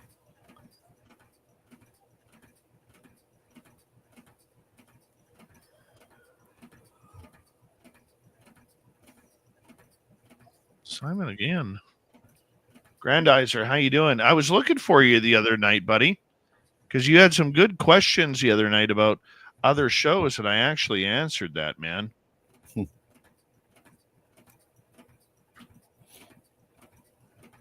Thank you to Simon times 4, Deb times 2, Search and Destroy, Extra Small Lee, Mel WD40, Frankie B, and Richard for the super chats.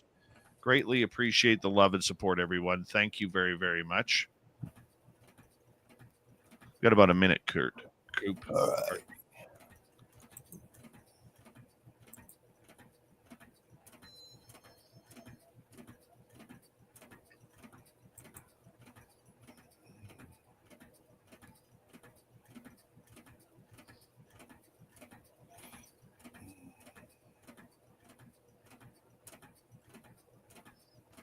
All right. 3 seconds.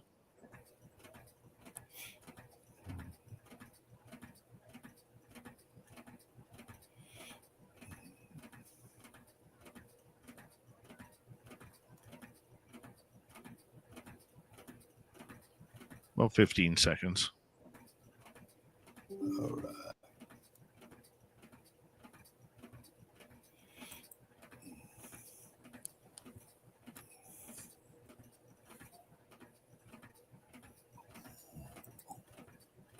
And 7 seconds. 4, 3, 2, 1.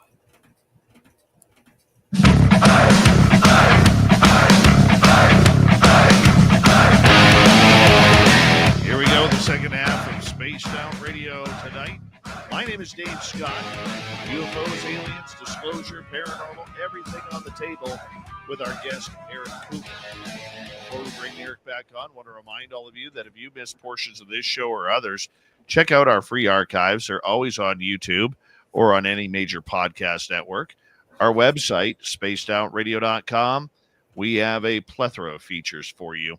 Rock out to Bumblefoot, read the news wire, check out our swag as well. Follow us on X at Spaced Out Radio, Instagram at Spaced Out Radio Show, and on Patreon in the Space Travelers Club.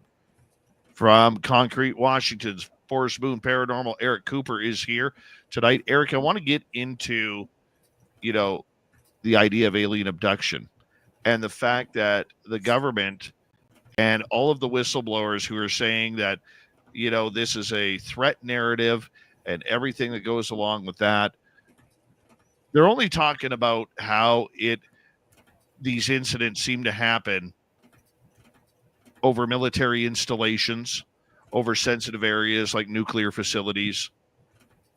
They've got it all boxed in. What's your thoughts? So, and a lot of your guests probably don't know, but paranormal right now is an interest. It's a hobby. I research and I've got Bigfoot in my backyard, whatnot. But I have a bachelor's degree in Homeland Security. And so disaster response and that kind of thing in my own backyard where we have floods, 2 volcanoes, 5 dams, et cetera, et cetera. That's a focus, but I get these news briefs from Homeland Security every day. And it's interesting that UFOs actually come up in those news briefs. But again, if you watch the congressional hearing, they were talking about, oh my God, it's a national security issue because they're going over sensitive areas. They're dogfighting aircraft. They're almost hitting aircraft. Why would they be going over missile silos? I don't think they want us to destroy the planet. If Putin was to ever actually hit the button, I'm curious if suddenly we're going to have UFOs stop those missiles. I don't think when our government, if you look at the MyLab situation, which for anyone that's not familiar with MyLabs, it's military abduction. And that's where you have abductees that wake up, or I guess wake up's not the right word, but when they become consciously coherent, they'll actually see alien beings working alongside military personnel or government, human people in uniforms. I'm not going to say the military. Are they? Possibly. But having been in the Army, for example, for 19.5 years, if I was to walk home with a classified document or anything of that nature, oh my God, I'd be in prison. But I don't think they can touch that topic. Is it serious? Absolutely. And let's talk about the 3 categories. You have the abductee, which is taken against their will, has awful things done to them. There's no emotion on the alien side. They seem to get confused by the pain they're causing, and why are you terrified of us? Then you have the contactee. So don't ever get the 2 confused, because contactees usually don't like abductees, or they don't want to talk to them. Contactee is the one, think of the Space Brothers back in the 50s. They're the ones that actually have contact with aliens, get information from them, think they're great and benevolent, And it's really interesting. You find two sides of that coin. You won't find any middle ground. It's frustrating because you got some on one side that say, "Oh, they're all great. They're great people. They aren't going to do anything to harm us." And you got the other side going, "Oh no, nope, nope. They're all evil. Every one of them's evil." But you know what? If they were all evil, I can guarantee you they could take our planet uh, at any time. So I think humans are wanted here. And I think our planet is rare to where I think they want the planet intact with the humans with them. And then you have the experiencer. The experiencer, you would be classified experiencer, I believe, right, Dave? Or have you been Yes. abducted? The experiencer is curious. The experiencer wants to know what's going on. They've had an interaction, be it good or bad, and nobody really knows. So when it comes to Congress coming out and saying there's abductions, you're right. I think Senate is intrigued. They're interested because they haven't been told anything.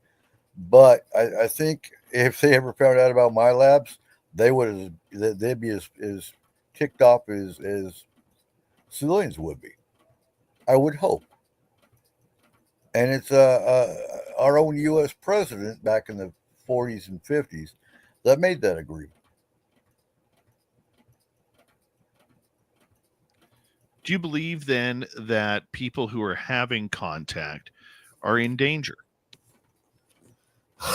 What do you mean in danger from the government? In danger from the government, in danger from the ETs themselves? I don't know because I don't know what to believe when you don't know what to believe with some of the races that are telling the contactees the information they're giving them. Use your best judgment. Does it make sense with the situation around the planet as you know it? Um, you know, uh, the government seems to be looking for contactees. You look at the Bigelow Industries when John Mack, and I loved John Mack until I found out he sold out how many hundreds of abduction reports he had to Bigelow Industries.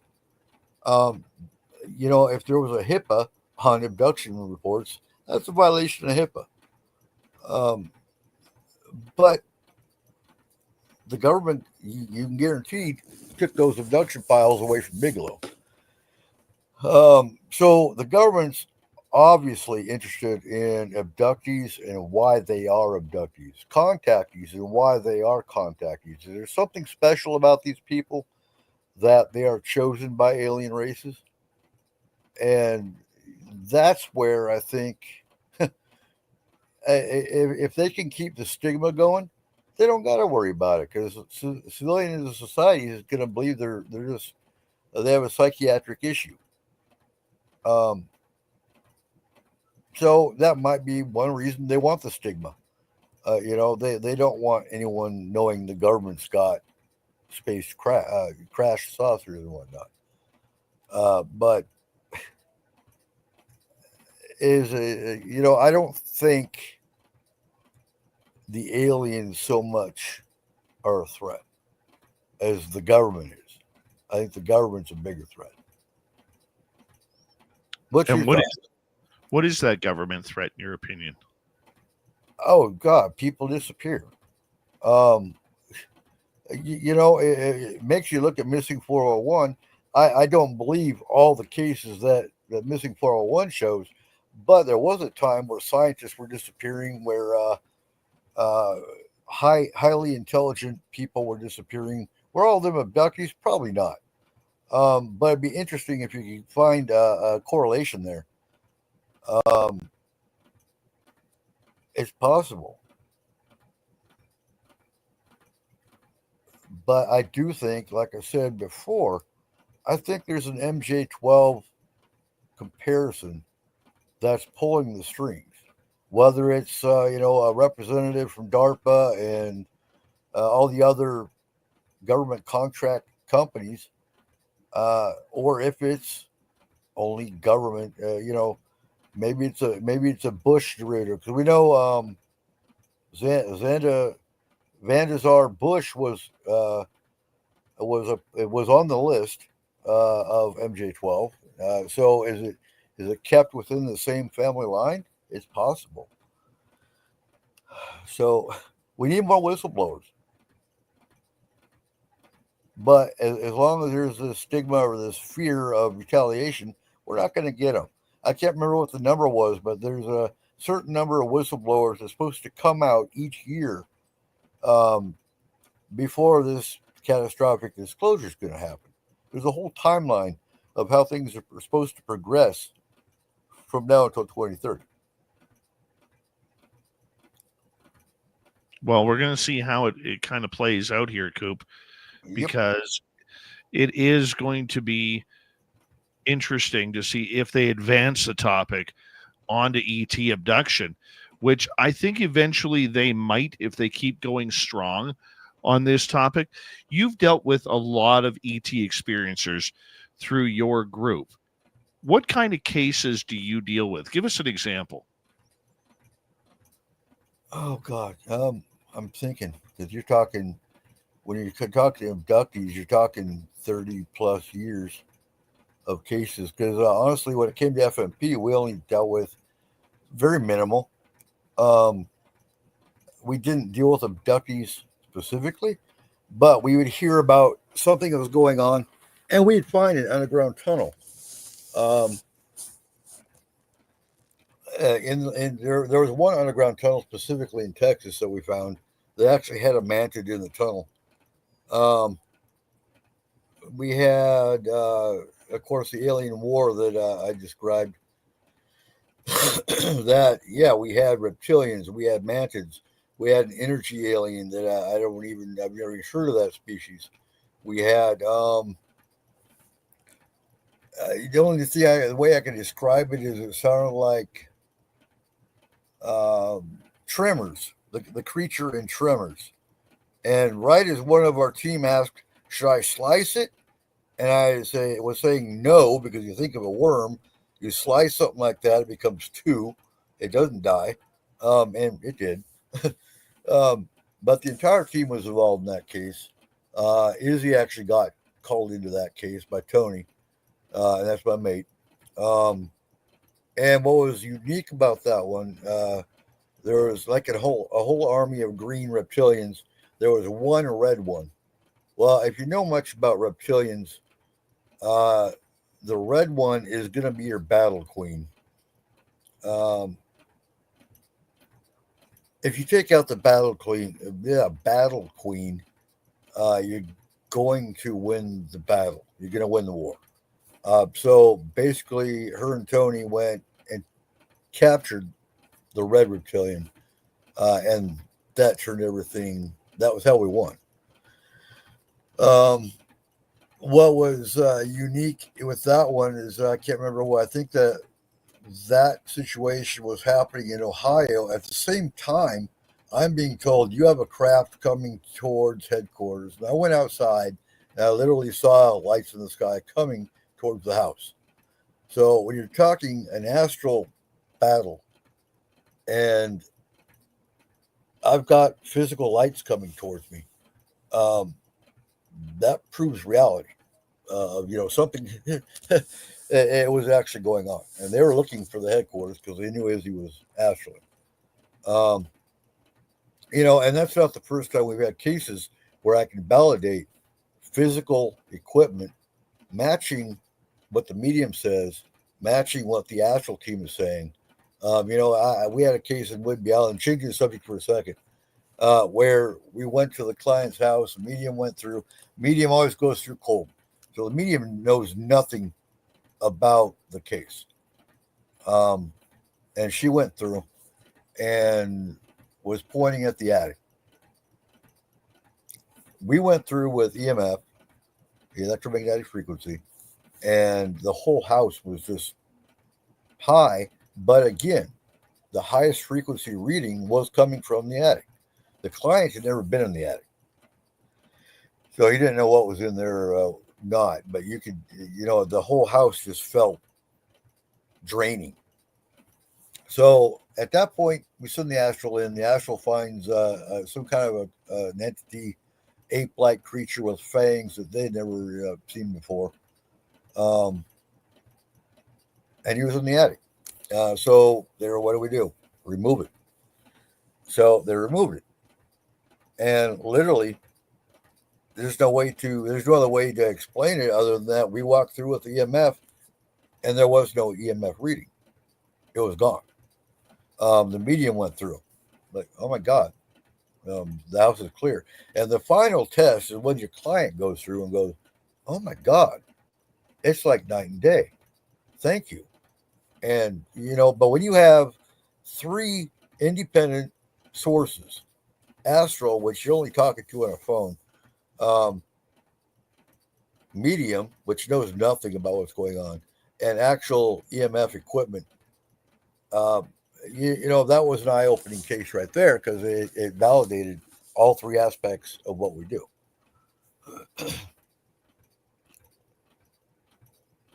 I got some questions coming from the audience for you. Okay. Start off with Paulie here. Do you think hybrids are a danger for the government? Hybrids, I don't know how to answer that one either. Do we have, I've been asked before, do you think aliens are interfering with the government? No, I don't. You looked at the Queen, so many conspiracy theories about the Queen's reptilian. And then she died, normal. And do I think hybrids are a danger? No, I don't. I think there's an agenda, obviously, but our hybrids are going to be a threat? I don't feel they are. And even in a 10-year span, the way the aliens were impregnating so in 94, when they were abducting human women and men, they're taking sperm from men, but when they were impregnating human women, it would be a 9-week gestation to get reabducted. The fetus would be taken out and left on the ship. And 10 years later, they changed. It went to the normal, the woman would be taken, impregnated, and she would have a natural birth on Earth. I know this from specifically one case that we dealt with, where he knew his child was a hybrid. She was intelligent. She was smarter than the normal kid, and she was like 14, 15. Her eyes were a little bit different. But was she a threat? Absolutely not. So I don't think the hybrids are going to be a problem. I think they're here, if anything. So scenario, if 2030, for example, happens as a catastrophic and the aliens actually come down because the government didn't do what they're supposed to do, I think the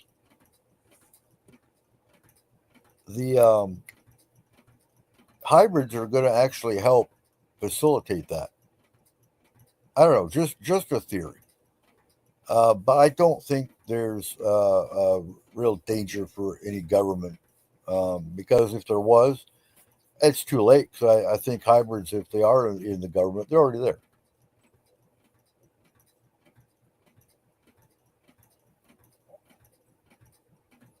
I can't hear you, Dave. Oh.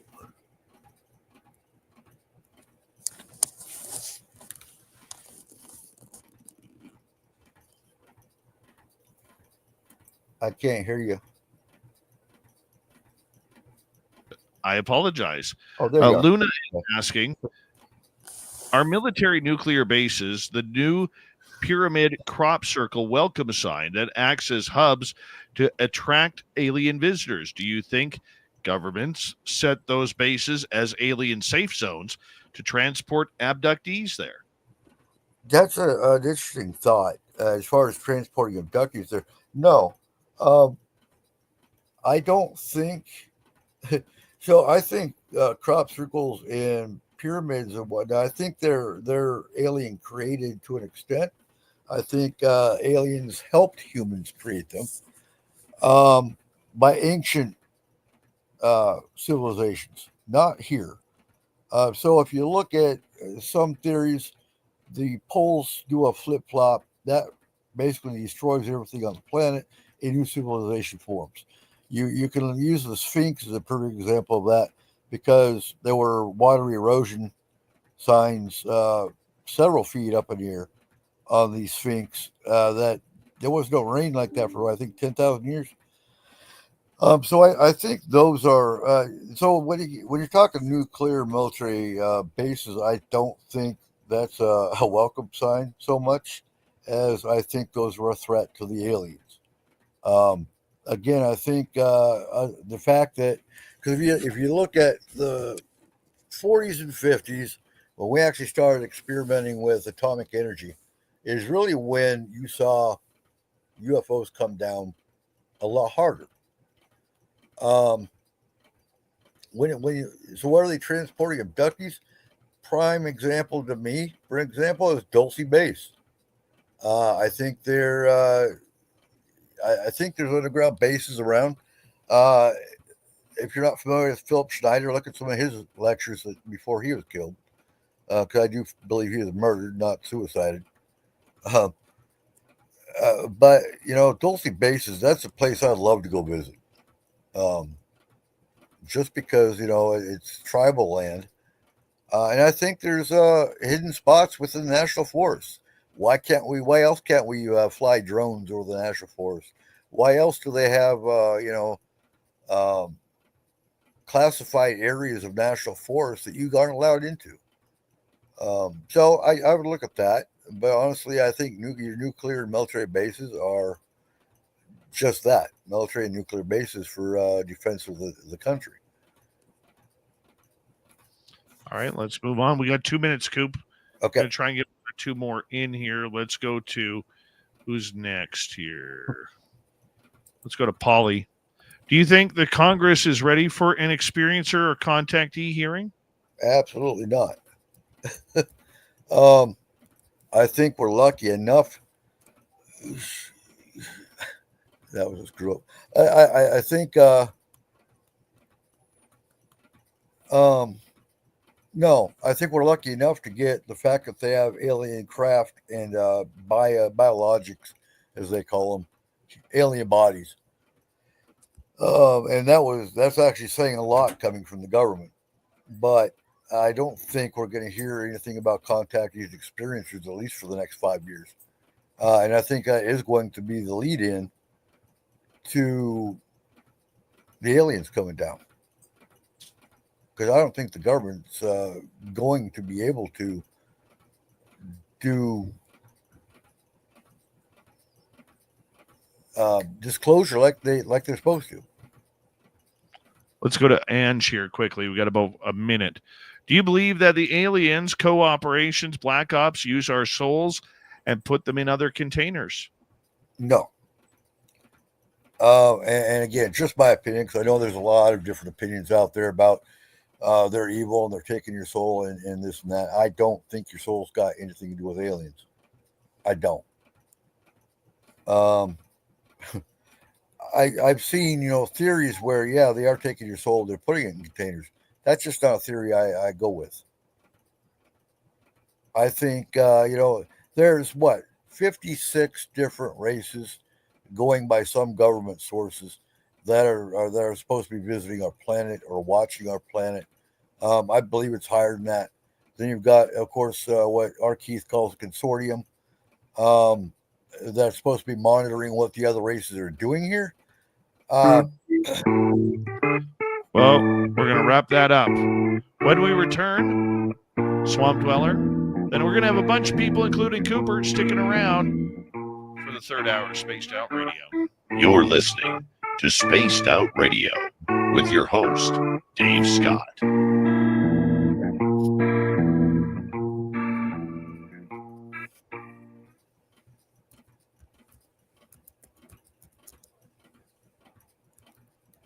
Hello, Jackie. Hello, Dave. How are you? I'm good. How are you? I'm good. So Nice. You Coop like and my Coach living room? are sticking around. We're just waiting for Lee now. I think Lee went to bed. Okay. All He right. bailed. You guys can chat. I'll be right back. All right. Hello. Hello. And that's How are you? that's not really my house. I wish it was. No. That's sad. You gonna jump No. on and play the piano? Yeah, no. I can't play the piano. I wish I could. I don't. I'm too busy. I'm too busy to. Yeah. Like I said, I have 5,000 different documentaries I still need to watch. I'm trying to get them caught up. That's a lot. Yeah. Yeah. Have you seen Accidental Truth yet? Which one? Accidental Truth. That sounds very familiar. Which one is that about? I don't remember the director of it, but it is a UFO disclosure documentary. And he had I may all have kinds seen that. Have you? Okay. I may have. That one sounds very familiar. It was, and I don't think I've seen it yet, but it's in my list. But Hmm. I've seen interviews with the director and whatnot, so I know a lot about the movie or the documentary, but Mm-hmm. it's definitely one I've got to watch still. Yeah.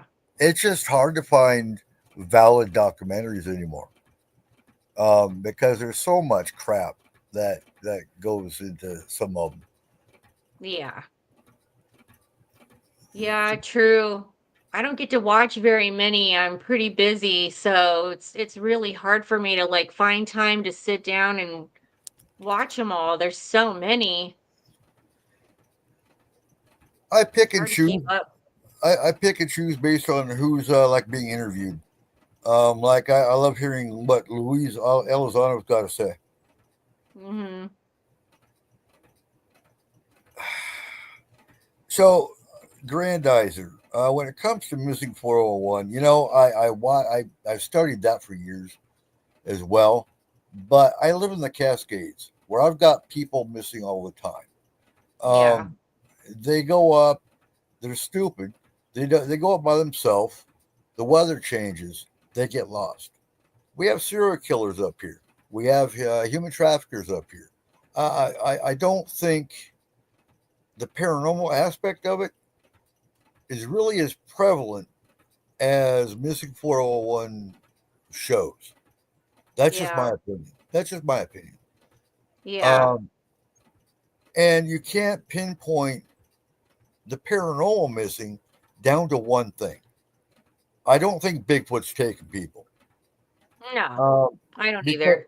Because I mean, well, come on. About 6 years ago, you had a 3-year-old that went missing in North Carolina, and when they found him 3 days later, it was a big bear that took him, kept him safe, and brought him home.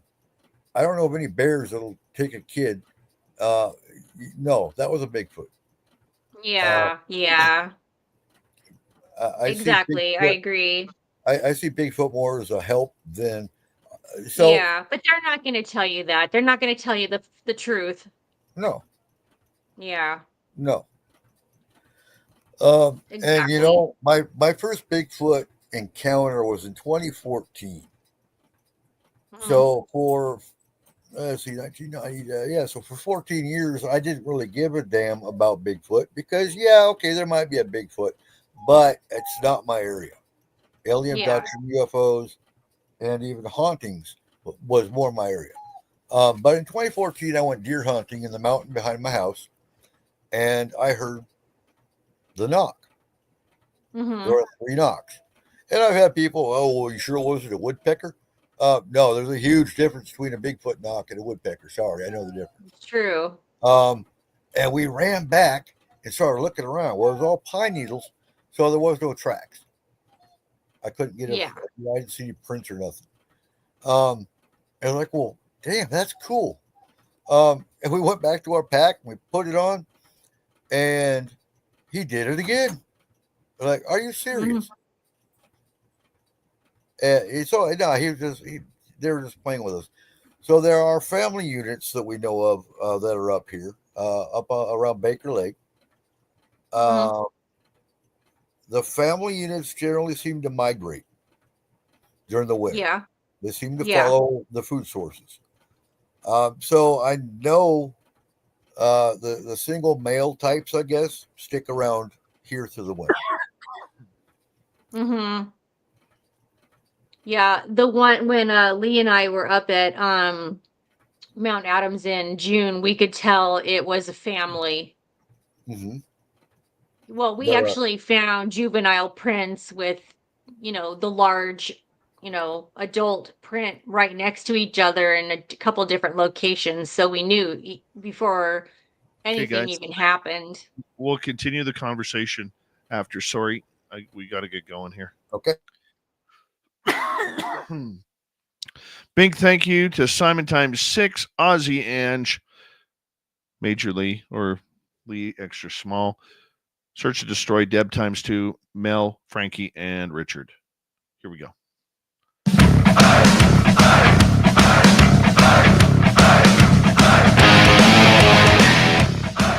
Here we go with the third and final hour of Spaced Out Radio tonight. My name is Dave Scott. Great to have you with us wherever you are on this beautiful planet we call Earth. Hello to everyone listening in on our terrestrial affiliates around North America, digitally on every major podcast network. Our website, spacedoutradio.com, we have a plethora of features for you. Rock out to Bumblefoot, read the news wire, check out our swag as well. Follow us on X at Spaced Out Radio, Instagram at Spaced Out Radio Show, and on Patreon in the Space Travelers Club. The Desert Clam has set the password for tonight in the SOR Space Travelers Club. Abassinate. Abassinate is your password. Use it wisely, space travelers, as the clam sets the password each and every night right here on Spaced Out Radio. Let's head to the swamp. Hello and welcome to Spaced Out Radio's Swamp. I'm Swamp Dweller, and tonight I'm going to take you on a mystic journey of the unknown, sharing tales of monsters, legends, and nightmares. Welcome to the Spaced Out Radio Swamp. I've taken my yearly journey to the woods to hunt since I was 14. Last year started just like every other one before had, but it would end much earlier and in a very different way than usual. Despite the weather being too warm for hunting, I was at dawn and on opening day like always. As the season drags on, the deer get more skittish, so starting as early as you can will increase your chances. On the lease I'd been hunting on for the past 7 years, I had a small handful of preferred spots, and this is where I was heading. This spot was a tree stand setting roughly 30 feet high in an old oak that looked out across one of our 3 feed plots. I'd had good luck there more than once and hoped to have it again. The drive out there to the stand took about probably 15 minutes or so from my cabin, so I left an hour before dawn. I wanted to be on the stand just as the first bit of light broke. As usual, I parked my four-wheeler about 50 yards away and walked the rest of the way in. I'm not sure if it makes any real difference, but not making a bunch of noise right next to where I'd be hunting seems like a wise idea. So it's a practice I try to remember to do each time I hunt. Although I'd been up for over an hour and had a couple of cups of coffee, I was still a little bit groggy. I've never been a morning type of guy, and once I retired, I've gotten up when I woke up, no certain time.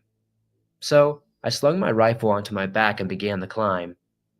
About 3 steps from the top, with the seat in sight, one of my feet slipped from the ladder, and I fell about 25 feet onto my back. Somehow, my rifle ended up next to me rather than under. There was no pain at first, so I figured I'd just get up and dust myself off. However, I discovered very quickly that at least one, if not both, my legs were broken. As I sat up to examine my legs, the pain began shooting throughout my back and body. It appeared then that in addition to broken legs, I had incurred a major back injury. My usual high pain tolerance was letting me down, and the adrenaline was beginning to wear off. I knew in a matter of minutes I was going to be screaming in pain. I began feeling for my phone and soon found in my chest pocket. Luckily, I didn't land on my chest. Right. Being out in the middle of nowhere didn't necessarily mean there wouldn't be any cell service. In my neck of the woods, cell towers are more common than trees.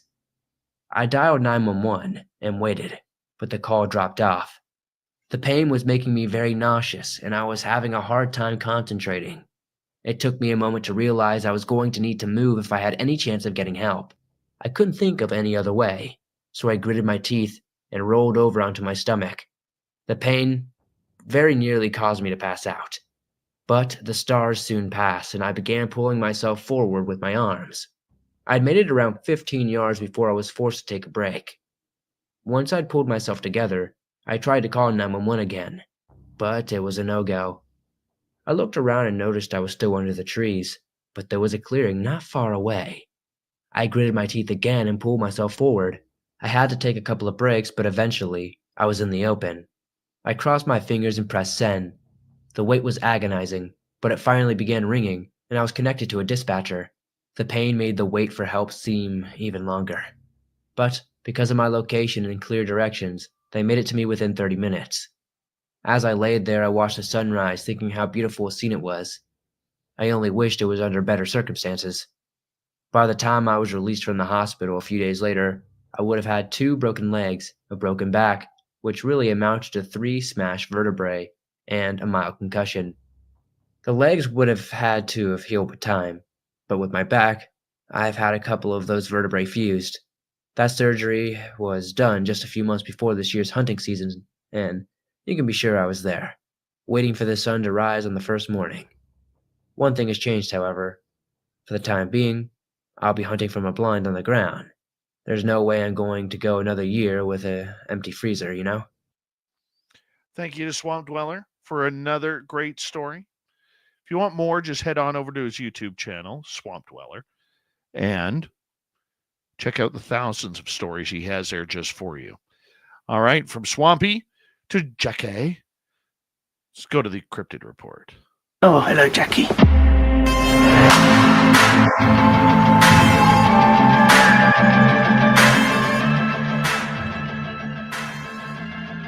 Can't get enough of that.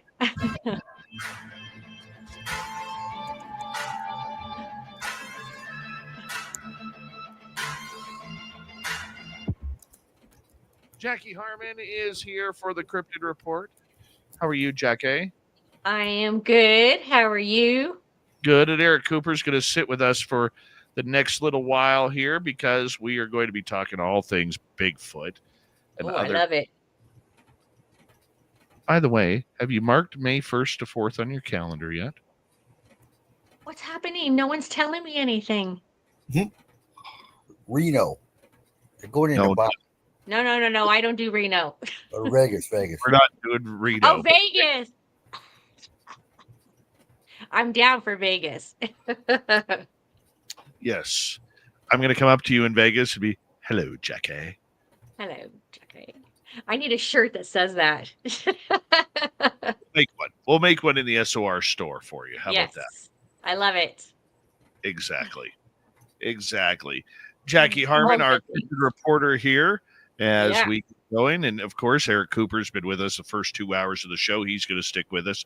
Again, I got to tell you, Jackie, for the last couple of weeks, I have really been getting hit hard by something. And I need your intuitive advice here because you are an intuitive as well.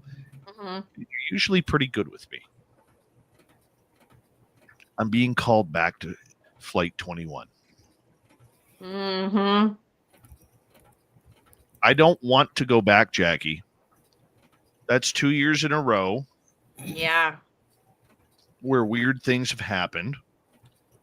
But I almost feel like I need to build like a docu-series there of all the high strangeness that is going on. Yeah. And I need to go there like 4, 5, 6 weeks in a row weekends that would be, and just figure it out. What's your intuitive feeling on that? It's actually really funny that you would mention this because I had been feeling like you were kind of being pulled somewhere. And I was actually going to talk to you about that tonight because I know there's been some weird things going on with you. And I'm really feeling that sense of pull there. So, what you're feeling, I was actually going to talk to you about. So, that does not surprise me at all. And I feel like that's something that you really need to do. I think you have a calling there for sure. And that's So, Eric, exactly what I was going to say. let's fill Eric in here. Eric, we have a place up here called Flight 21. It is Canada's largest unsolved mass murder. When in 1965, a DC-6 airliner flying from Vancouver to Whitehorse, Yukon, blew up in the sky. There was a bomb on the plane. Okay. And the Royal Canadian Mounted Police still have that to this day as an open case. And we have been there for a few years, including getting chased out of the forest twice by Sasquatch. Footprints we've found. We've heard the samurai chatter there. There's ghosts everywhere there. And we've even had UFOs and alien encounters there. Huh. So it sounds like an energy spot. Massive. Massive energy spot. And the issue that I have is we were there with Merle, Samantha Mowat, myself, earlier this year. And we ended up being forced to leave because they were surrounding us. Huh. Yeah. Yeah. It was something that was very, very interesting. And I have two Sasquatch spots here, Eric. One, the clan is very curious. They're very safe. I feel very safe when I'm in that area. This one here is way different. I'm not saying they're man-eaters. I'm not saying that they are dangerous. But damn it, the second time we went this year, they followed us out. And literally, as we were driving away, from about 30 feet behind us, they high-pitched whistled at us. Huh. It's a different vibe there. They're protecting something. They're protecting. I do believe Bigfoot is a guardian. Just my opinion. I think there are good and bad, like anything else. Good and bad aliens, good and bad Bigfoot, good and bad Dogman. Have you ever tried a drone? We have had a drone in the area, yes. Okay. That's on my wish list. But if it's energy weapons, the wrong word, but if there's like an energy shield around it, government wise, I'd be curious what was on the plane. Why did they blow it up? Something blew it up. Somebody blew it up. One of the theories is there's 4 different suspects.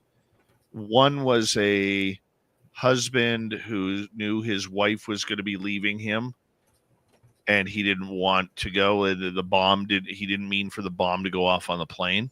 Okay. Yeah. It was nothing governmental. It was just, there's a couple other theories about that as well. So,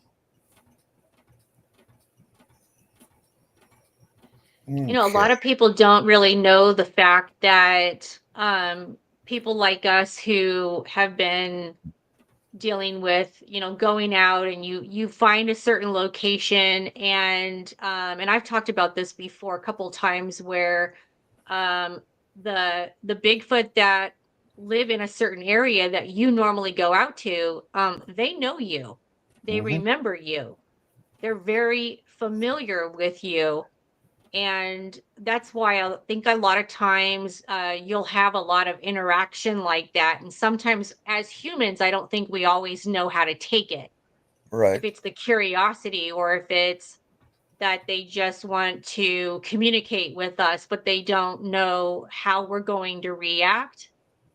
The way you might feel like you're being chased out, yet a part of that might be them not wanting you to leave and wanting you to come back. But I also believe that they have a way of connecting with us once they know us, and it's almost like a callback, like they want us back. And you might be feeling that, as well as the spirits that you connect with. They become familiar with you. Mm-hmm. That might be a reason why you're feeling like you have that sense to want to go back and be there and do that. Dave, did you smell them? Not there. So I have a theory. I think like skunks have a spray. I think Bigfoot can emanate the smell if one, you're a threat and they don't like you, besides just throwing rocks at you because they're deadly accurate with throwing rocks and log. But if you don't smell them, I think you're welcome. I don't think we were very welcome on that day. They'd had enough of us. Right. They did. You know what, though? If you ever get a chance to talk to Merle, ask him about the staff that was left for him. Okay. That was really, really cool. But yeah, getting called back, it's a weird feeling. Jackie, do you feel that you are getting called back to Mount Adams as well? I do actually, and it's something that I'm struggling with. I actually talked about this a little bit on our show tonight. We kind of titled it like, you know, prisoners of the paranormal in a way, because you feel it. I dream about it. I mean, there's obviously some connection there that's making me still think about it. Um, but yeah, I do feel like they're calling me back there, and I'm honestly, and I've told you this before, I'm really struggling with that location and what happened to me.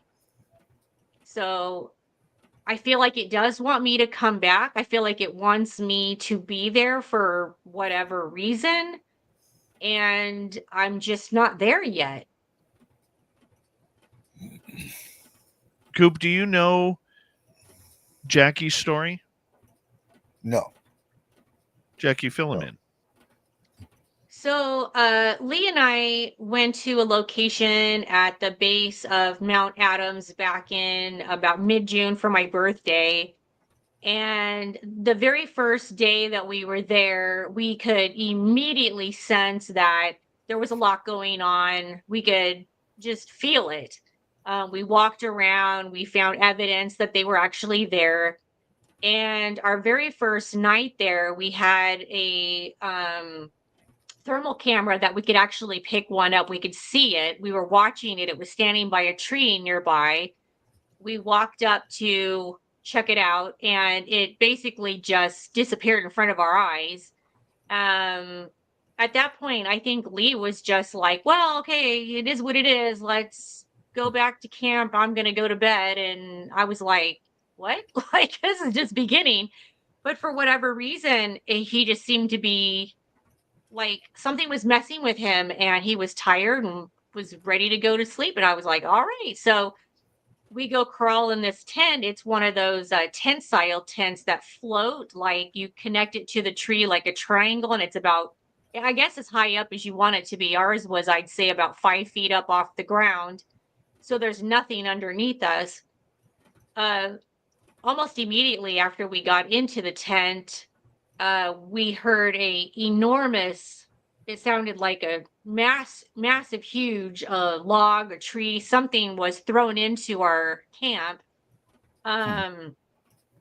Lee immediately starts laughing, and this is all on audio. We had the entire thing rolling, so you can actually listen to this and hear exactly what we're talking about. And he laughs and says, "Oh my gosh, they wait until we crawl into the tent to come into the camp." And so we laid there kind of quiet, waiting to see if it would get closer or if it would like make some noise or talk or whoop or do anything. And we thought the odd thing was we thought it'd only been a couple of minutes, but apparently it was about 45 minutes later.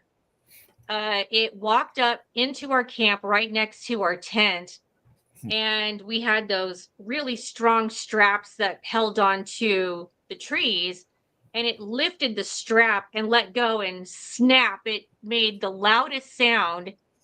It scared the crap out of both of us. He was actually asleep, woke him up. I was awake. And he was just like, whoa, like, oh my God, it's like right there. And, you know, has this horn. I don't even know what you call those, like, um, makes that thing go off, you know, and he thinks like, okay, it's good. I horned the thing, so it's gonna walk off. And we never heard it move. It was like not phased whatsoever.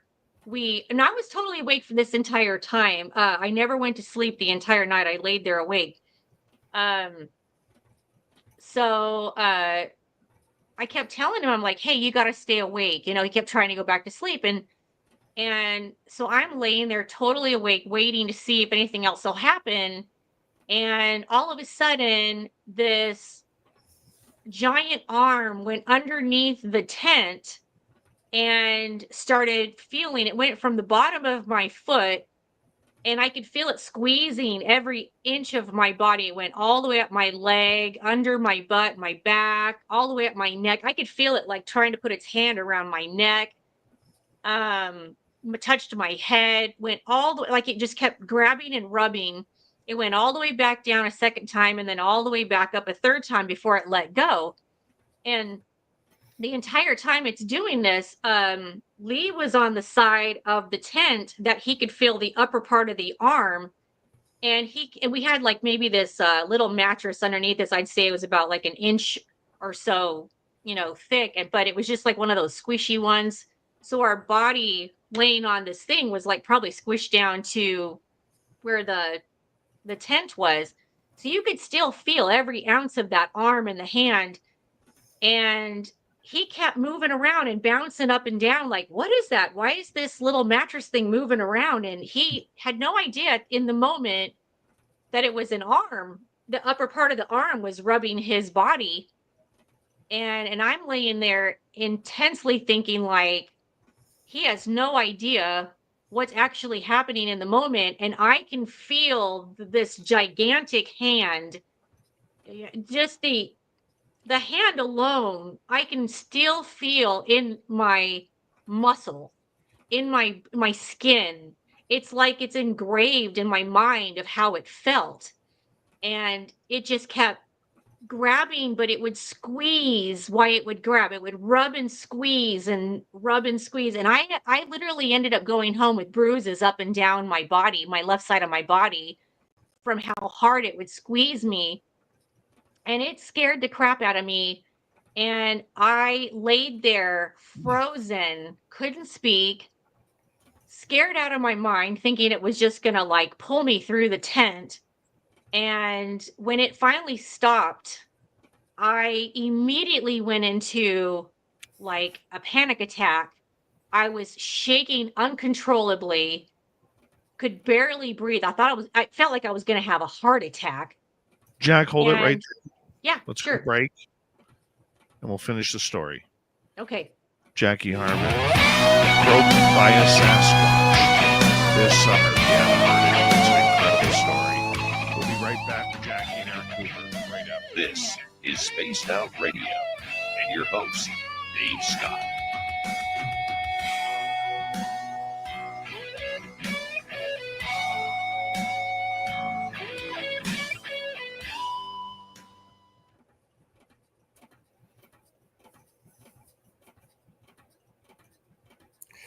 Have you ever thought you're talking about a creature that has a huge hand to begin with. Yeah. That he didn't mean you any harm. He Yeah. just didn't know how hard he was or she. Yeah. Well, I still to this day don't think it was trying sounds to hurt me. it Yeah. sounds more like they was trying to massage you. As weird as that sounds. There's a long time joke now ever since we started telling the story that, Jax got groped by Bigfoot. It sounds more like a massage, the way he was massaging your muscles. Yeah. Well, But he didn't it's realize how strong he was. yeah. The weird thing was, Eric, that it never made a sound. We never heard. I mean, you have to know, and I know, and and anyone who's, just had an experience with Bigfoot, that this is a massive, massive creature. The hand alone, it's like I said, it's like engraved in my brain of how humongous that hand was, because I could feel it all the way around my leg. Like everywhere it touched me, it was like it was from the middle of my back to the front of my chest. I mean, it was just massive. And it's just a strange thing, because if it had made noise, maybe I would have felt like, okay, maybe it doesn't want me here or it's upset, but it never made a sound. Like you were just talking about a second ago about the smell. We never smelled anything. It couldn't have been any closer to us than it was. Literally, like its body was like as close to the tent as possible. Um, and we're talking about like just a little piece of material over, like, mesh. So we would have smelled it if it had a smell. Yeah. No smell. We never heard it walk up. We never heard it walk away. It When it would make noise, we would hear it like throwing things or hitting the strap, or obviously you could hear when it rubbed up and down the tent, the bottom of you could hear the tent, and you could feel and hear the squeeze, which kind of blew my mind that Lee was just so out of it at the time, because I thought, how are you not hearing this? Like, when you put your hand around that kind of material, it makes a very distinct noise, like a windbreaker jacket. And it was like he couldn't hear it. Mhm. Couldn't get wrap his mind around what was going on at all. He was just like moving around, like, why is this thing moving? And he kept bouncing his butt up like he was trying to get the thing to settle so he could rest. And I just remember laying there thinking, like, God, please don't move. I'm going to have to murder you if you keep moving. So, I was ready to Right. kill Lee.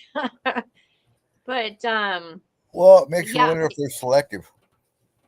Do what? It makes you wonder if they're selective, if they have like a selective switch, for lack of a Yeah. better term, like UFOs do. You Yeah. can have 1,000 people, only 3 that are supposed to see it will see it. Exactly. I do believe, and I wasn't disagreeing with you earlier in the first hour. I do think Yeah. they're interdimensional. Yeah. Because I mean, you look at the skin; they can look like Predator. They can have that type of skin that you can't see, but you can see like a heat wave. I've heard Yeah. cases of that. And if they don't want you there, you would definitely know it. I've got another case where the guy was in a Bigfoot territory and it threw a rock. Wasn't trying to hit him. He ignored it. He said, "Yeah, whatever. You got to do better than that." And he threw another rock and he got closer. So you're looking at a 10-foot rock, a 5-foot rock, and he didn't want to wait for the third rock. He left. And I've heard other cases where a log was literally thrown through a car windshield because they wouldn't leave. They absolutely will let you know when you're not allowed.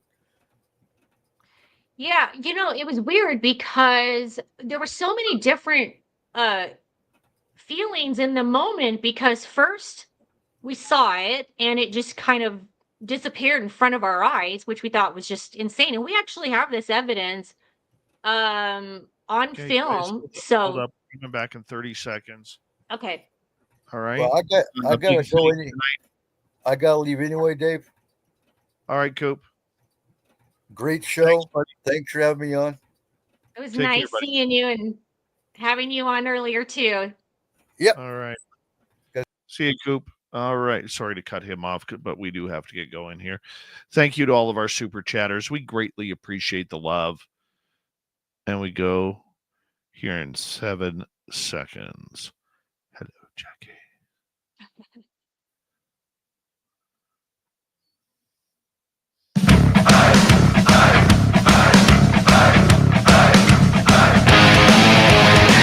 Hard to believe it's already that time, our final half hour of the night. My name is Dave Scott. This is Crypted Report with Jackie Harmon. I'll get to Jackster in just a moment. Reminder to all of you that if you miss portions of this show or others, you can always check out our free archives on YouTube or any major podcast network. Our website, spacedoutradio.com, we have a plethora of features for you. Rock out to Bumblefoot, read the news wire, check out our swag as well. Follow us on X at Spaced Out Radio, Instagram at Spaced Out Radio Show, and on Patreon in the Space Travelers Club. Jackie Harmon is here.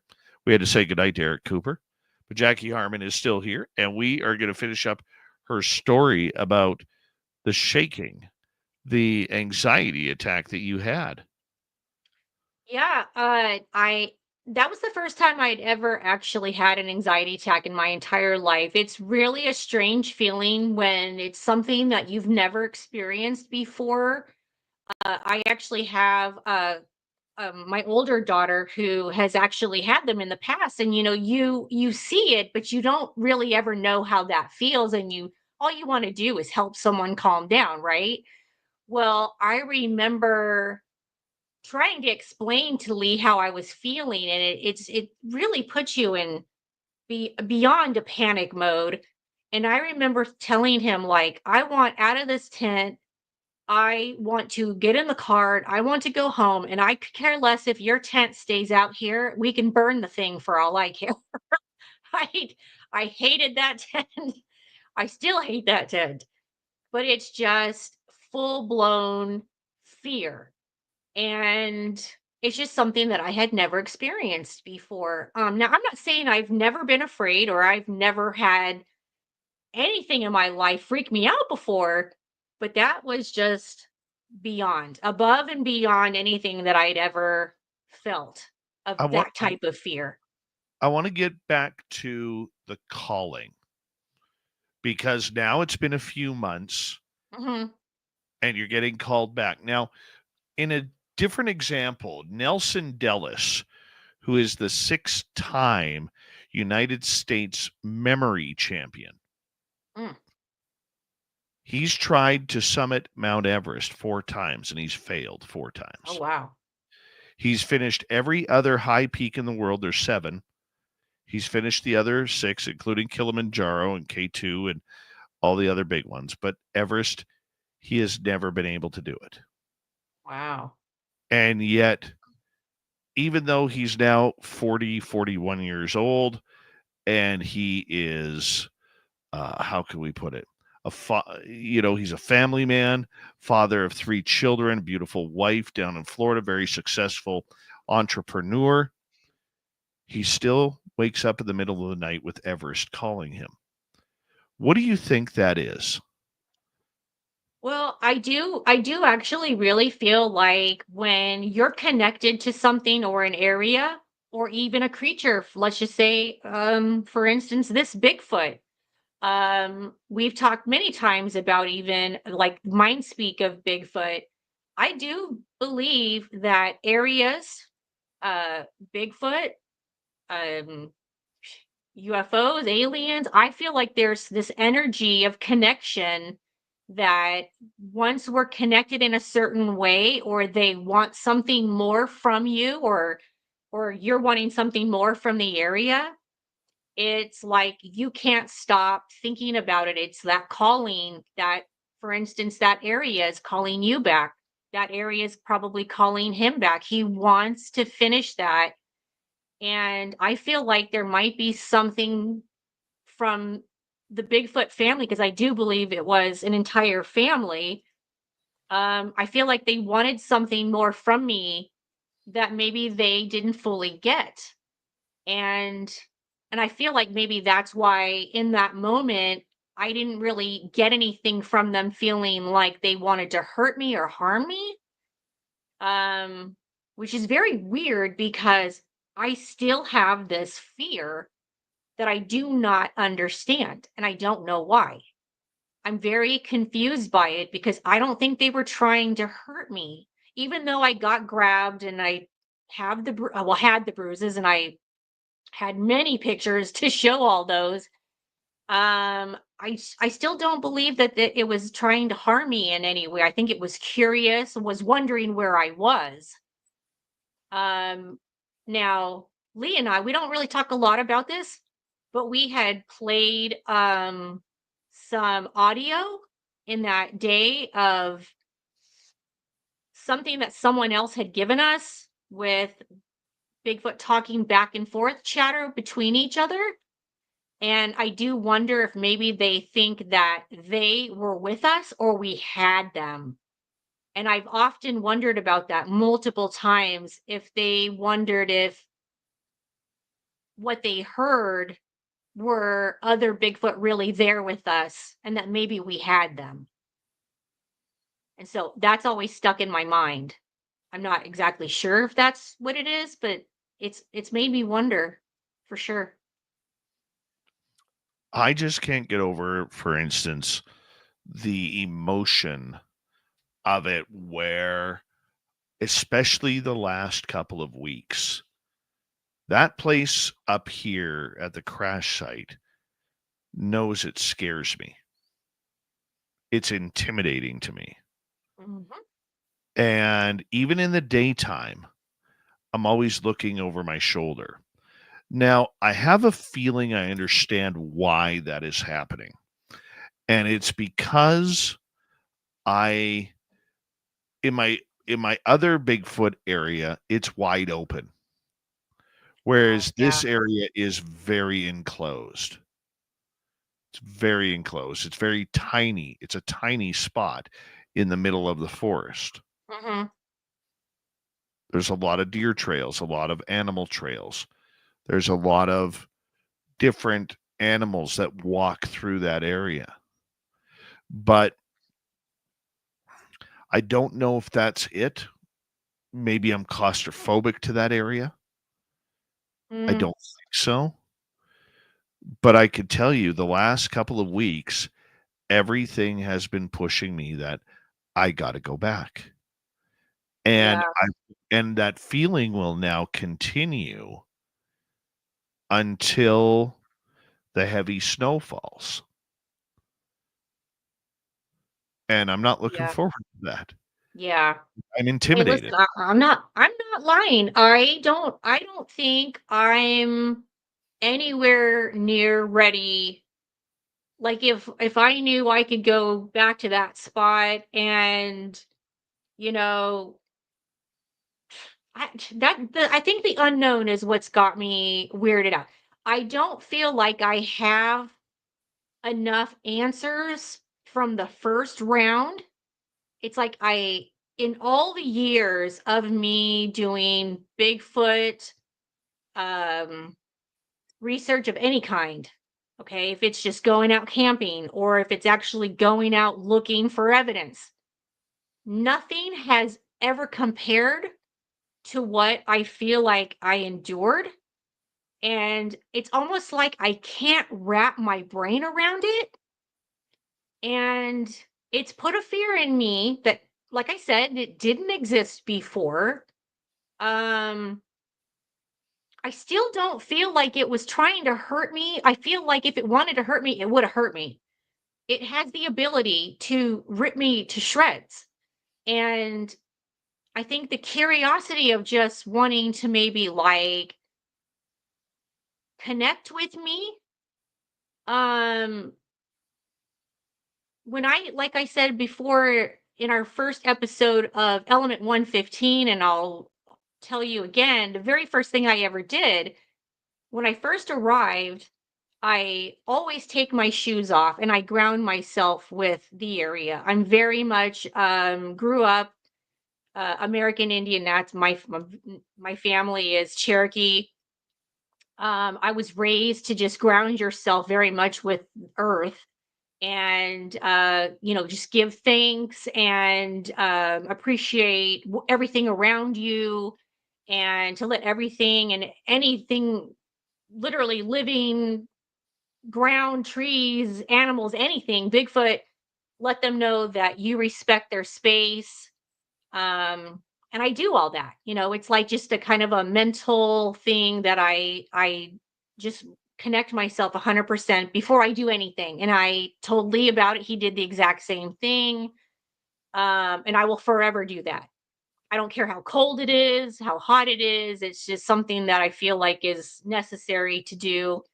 And it makes me wonder if maybe that had something to do with the fact that in my thoughts, why I was speaking, that I very much said, I'm here to learn. I want you to know you can come to me, you can get close to me.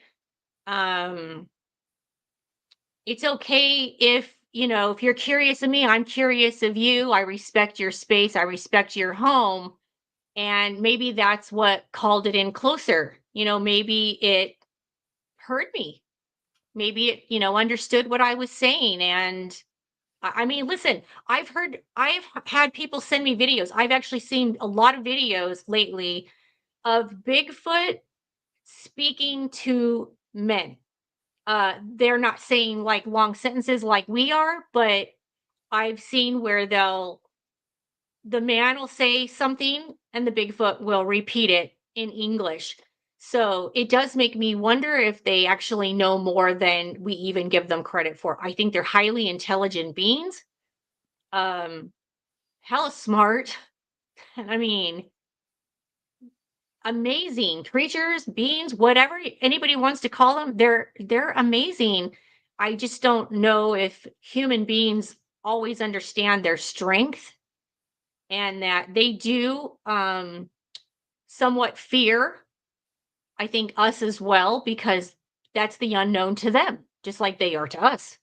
We don't live in habitat together, and I think they just realize that I'm a very spiritual person and I'm very open, and that the fact that I do open myself in that way, I feel like they try to connect with me more than Lee. So that's what I left with. Do you want to go back, even though they're calling you? I do and I don't. I do want to go back because I'm super curious. I want to know what exactly they want. Is it just connection? Do they want to connect with me? But I could never do it in the same way I did before. I would How would never feel comfortable doing it the way we did before.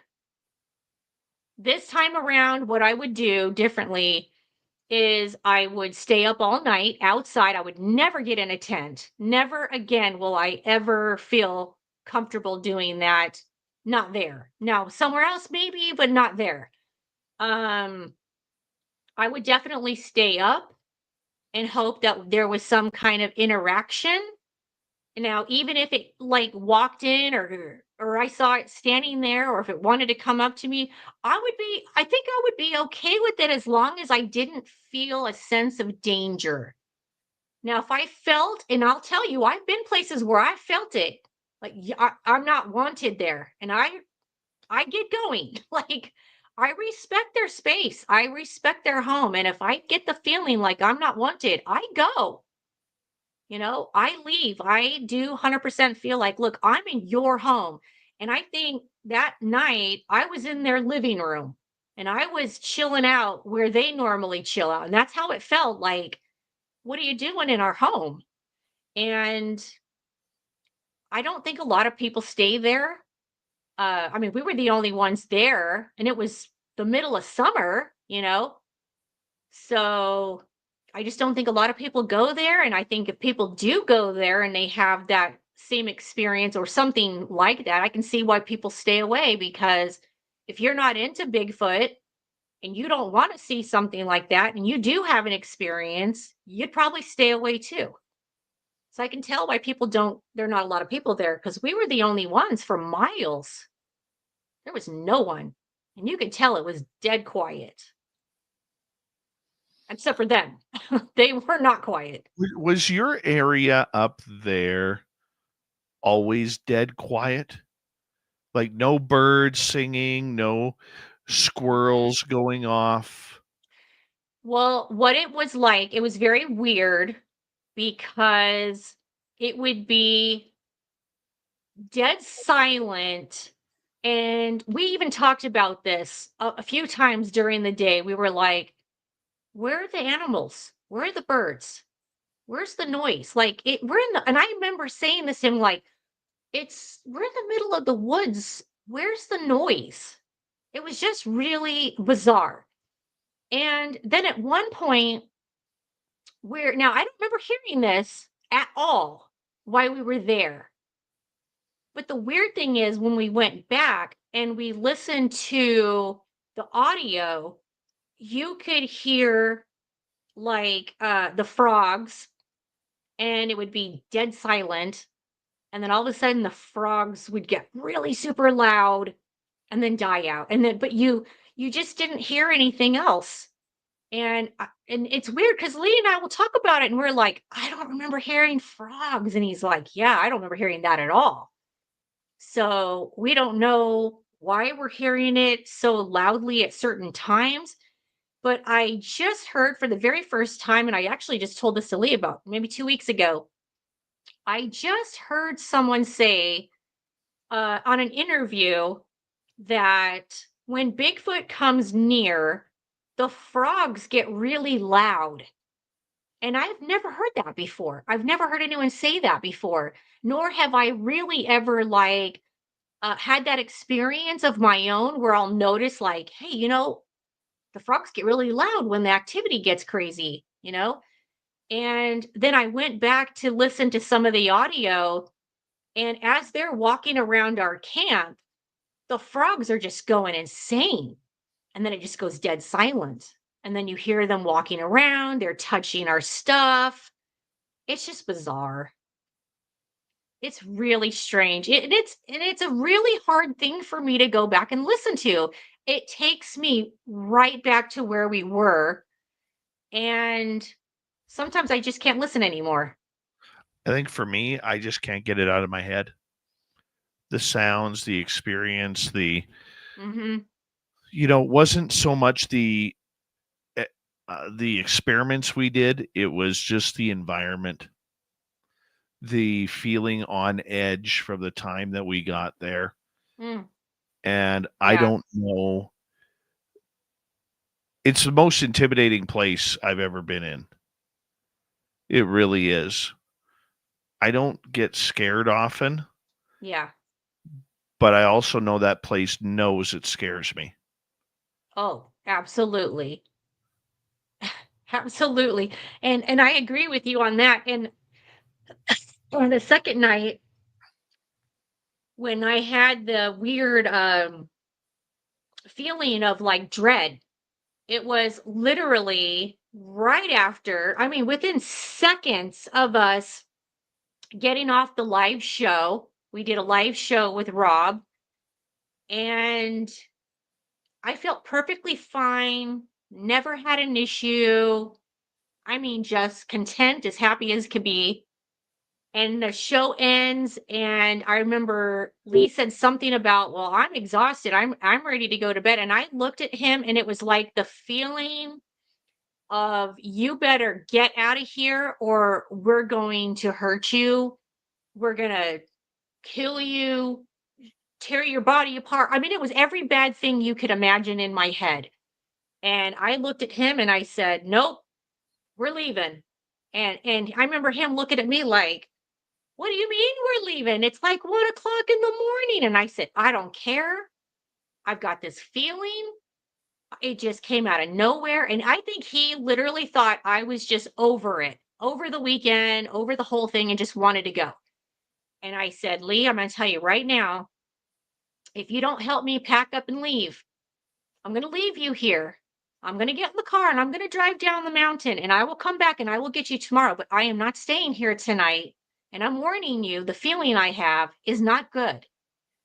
About maybe 5 minutes, 10 minutes, maybe later, he's still kind of packing up with this feeling. I think of like, man, I think I'm just over this chick right now. Like like she's lost her mind. And out of nowhere, he looks at me and says, I have that exact same feeling now. He says, I don't know why, but all of a sudden, out of nowhere, I've got that exact same feeling of dread, like something is going to hurt us. And I said, yep, that's exactly what I've been telling you.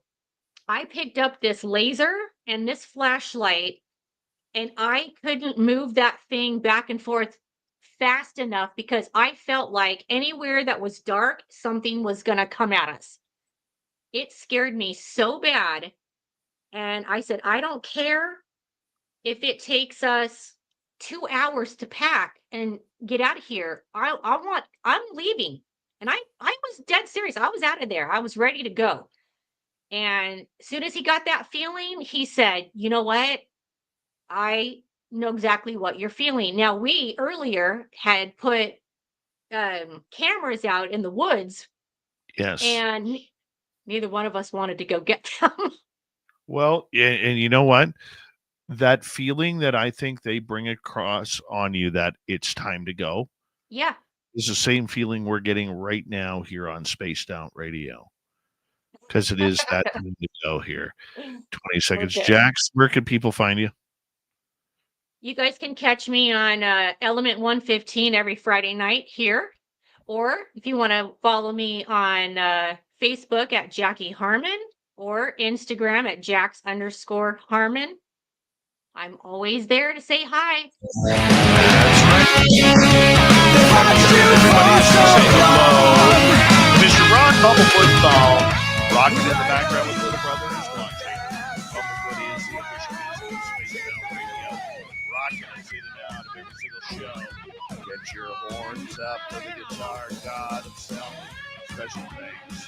Everybody listening in at home, at work, in your cars, wherever you may be. Thank you to everyone in our chat rooms tonight. YouTube, Twitch, LDN, Facebook Stream, LinkedIn, Space Travelers Club, and on X, #SpaceOutRadio.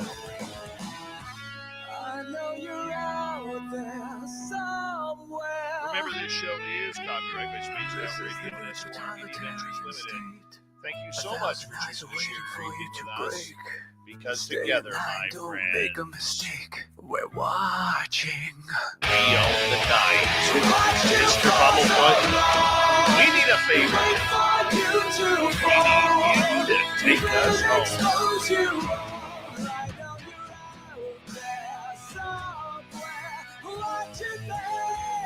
Yes, the Blue Train has docked for the night. Soon, my friends, we shall ride again. Seats are always available. Your tickets never expire. And if you want to bring a friend, yeah, whatever. Good night, everybody.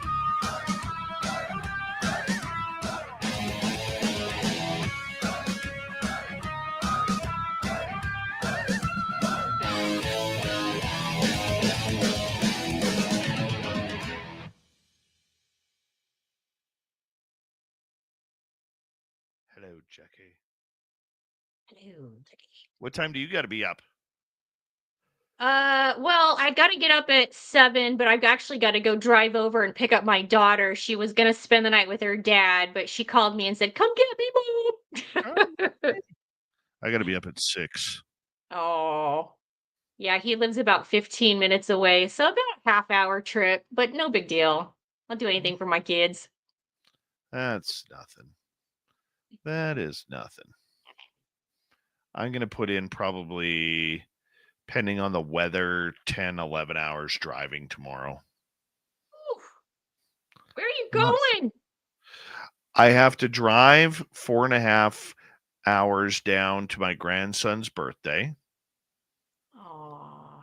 And then I have to leave there after a couple hours, and drive another 4 hours south or west, I should say, to my father's house, because we're getting ready to move my 96-year-old grandmother into an assisted living home.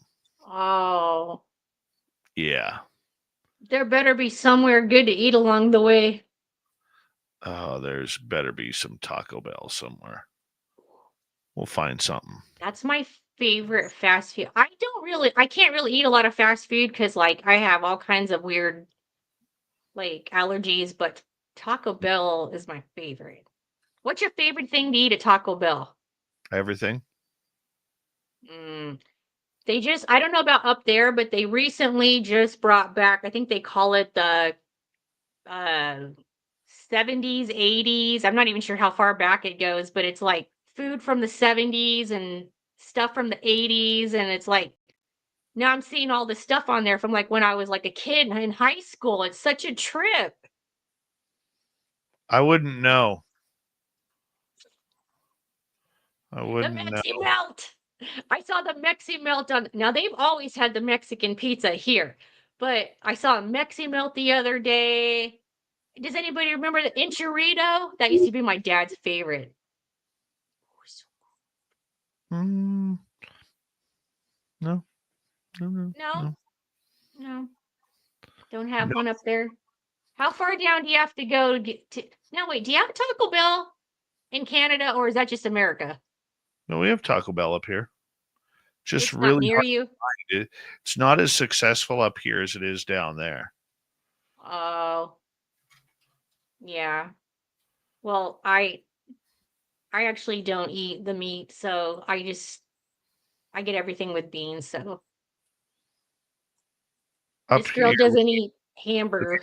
part about Canada is restaurants are mandated here to use if you're a restaurant, you have to use grade A beef. You That's cannot good to know. you cannot cut corners on Canadian beef in their restaurant. Well, let me tell you something. I get my kids get on my phone and they watch disgusting videos. And so you know how your phone works. Once somebody watches something, now all of a sudden I got to watch all these disgusting videos. So this morning I wake up to people saying hamburger meat is ground up garbage and like chicken bones. I did Of not need to making that stuff up. You know, the funny part about it Ugh. is I don't know what the food regulations are down there, but I could speak for up here.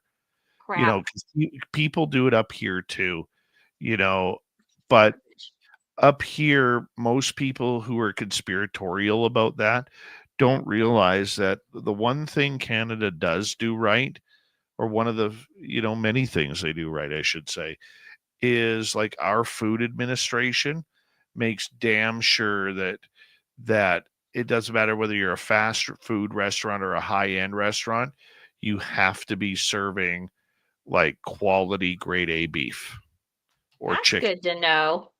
Yeah. That's really nice to know because me and my kids are lactose free, gluten free. All we eat is organic. Like we're like way, way, way more healthy than most Americans.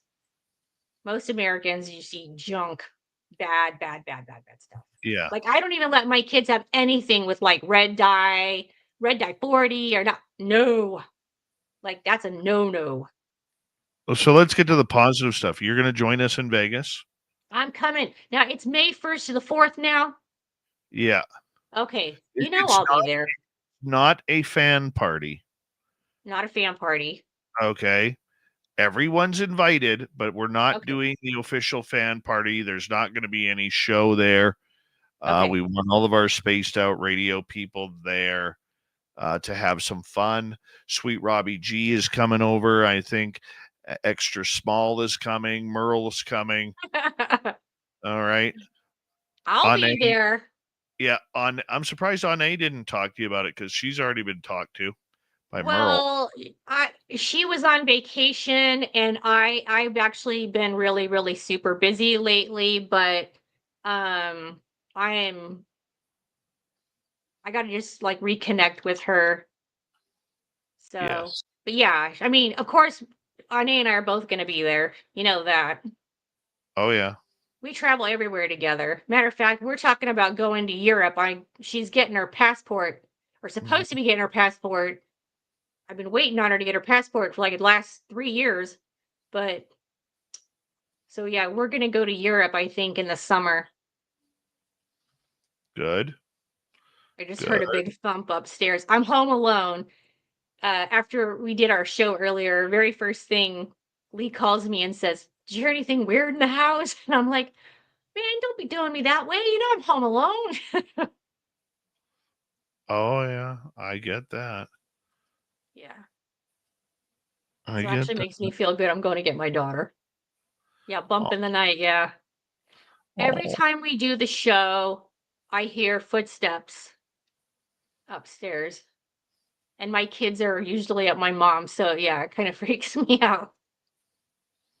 I But hear you there. There's what you and gonna there's do? somebody above you. Like you're in a house. You're not in a I like a I live in a two-story house. Yeah, it's not connected to anybody. It's a, freestanding, my own house. And I shouldn't be hearing anything, but yeah, I'll hear like a bang, a drop, footsteps. Like it's weird. I know it sounds insane that I'm just saying it like it's so like normal, but to us it's crazy normal. It's weird. Dave had whistles tonight during break. You did? I don't know. Did I? That's Which what time? Tim is. I didn't hear him. Do Was I we in know the what time that studio? happened? I actually think I saw someone else say that earlier. If you're Um, home alone, who just walked behind you, Joe? I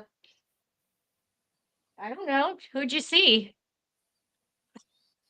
I get that a lot too. People will say, like, is that a shadow figure behind you when I'm on the show? Right before I came on, you had a whistle. oh, I didn't hear it in studio.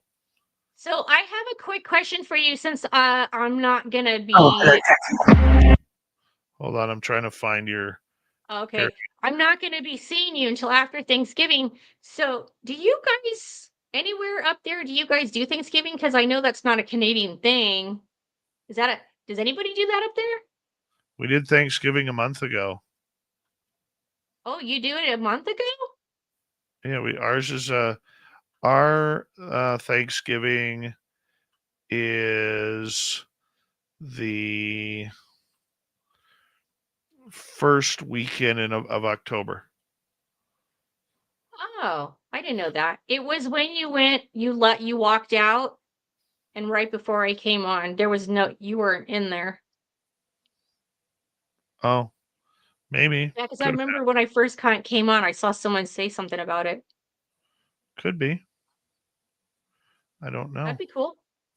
I'm just trying to find the music start here. Maybe that's it. Hold on. What's this one? All right. There we go.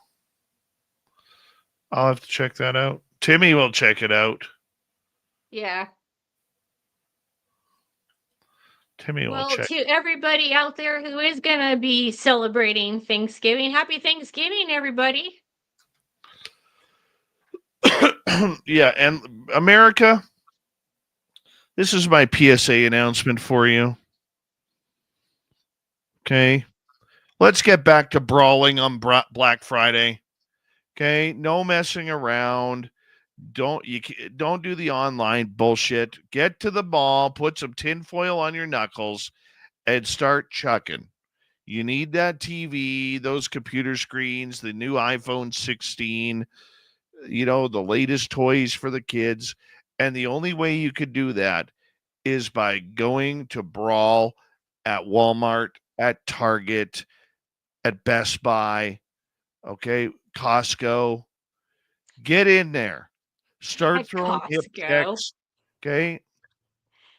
If we're making all these changes in the United States right now, we got to get off our asses and start brawling again on Black Friday. Ever since COVID, you guys have disappointed me. You've disappointed me. All That's right. funny. Let's get back to what we're supposed to do. and let's start kicking some ass and stealing some toys and everything out of children's hands, out of old ladies' hands. All right. Beat the hell out of your neighbor on that Friday. That's what it's all about. Let's get to it, America. Let's get back to normal. Okay? We Yep. need, and everybody thinks I joke about this. I'm not joking. I love You Black wear Friday. the mask and everything. I love the Black Friday videos. We can do this. Black Friday down here in like LA. Yeah, that's where you'll get your ass shot. You better be careful. Well, the fact is, I like a good brawl. Don't listen Yeah. to Dave America. Love thy neighbor. Order online. Rob, that is just bad. That is a soccer fan move right there. Soccer fan move. Sweet Robbie G. That's funny. Disappointing the masses as we speak. Oh, Well, come on. let me ask you, what are you gonna go brawl for on Black Friday? Tell me what you're gonna go get. Maybe a new gun. Ooh. Yeah, I'm eyeing up this 9mm rifle right now. It's like $1,200 bucks. Ooh, Yeah. that's a pretty penny.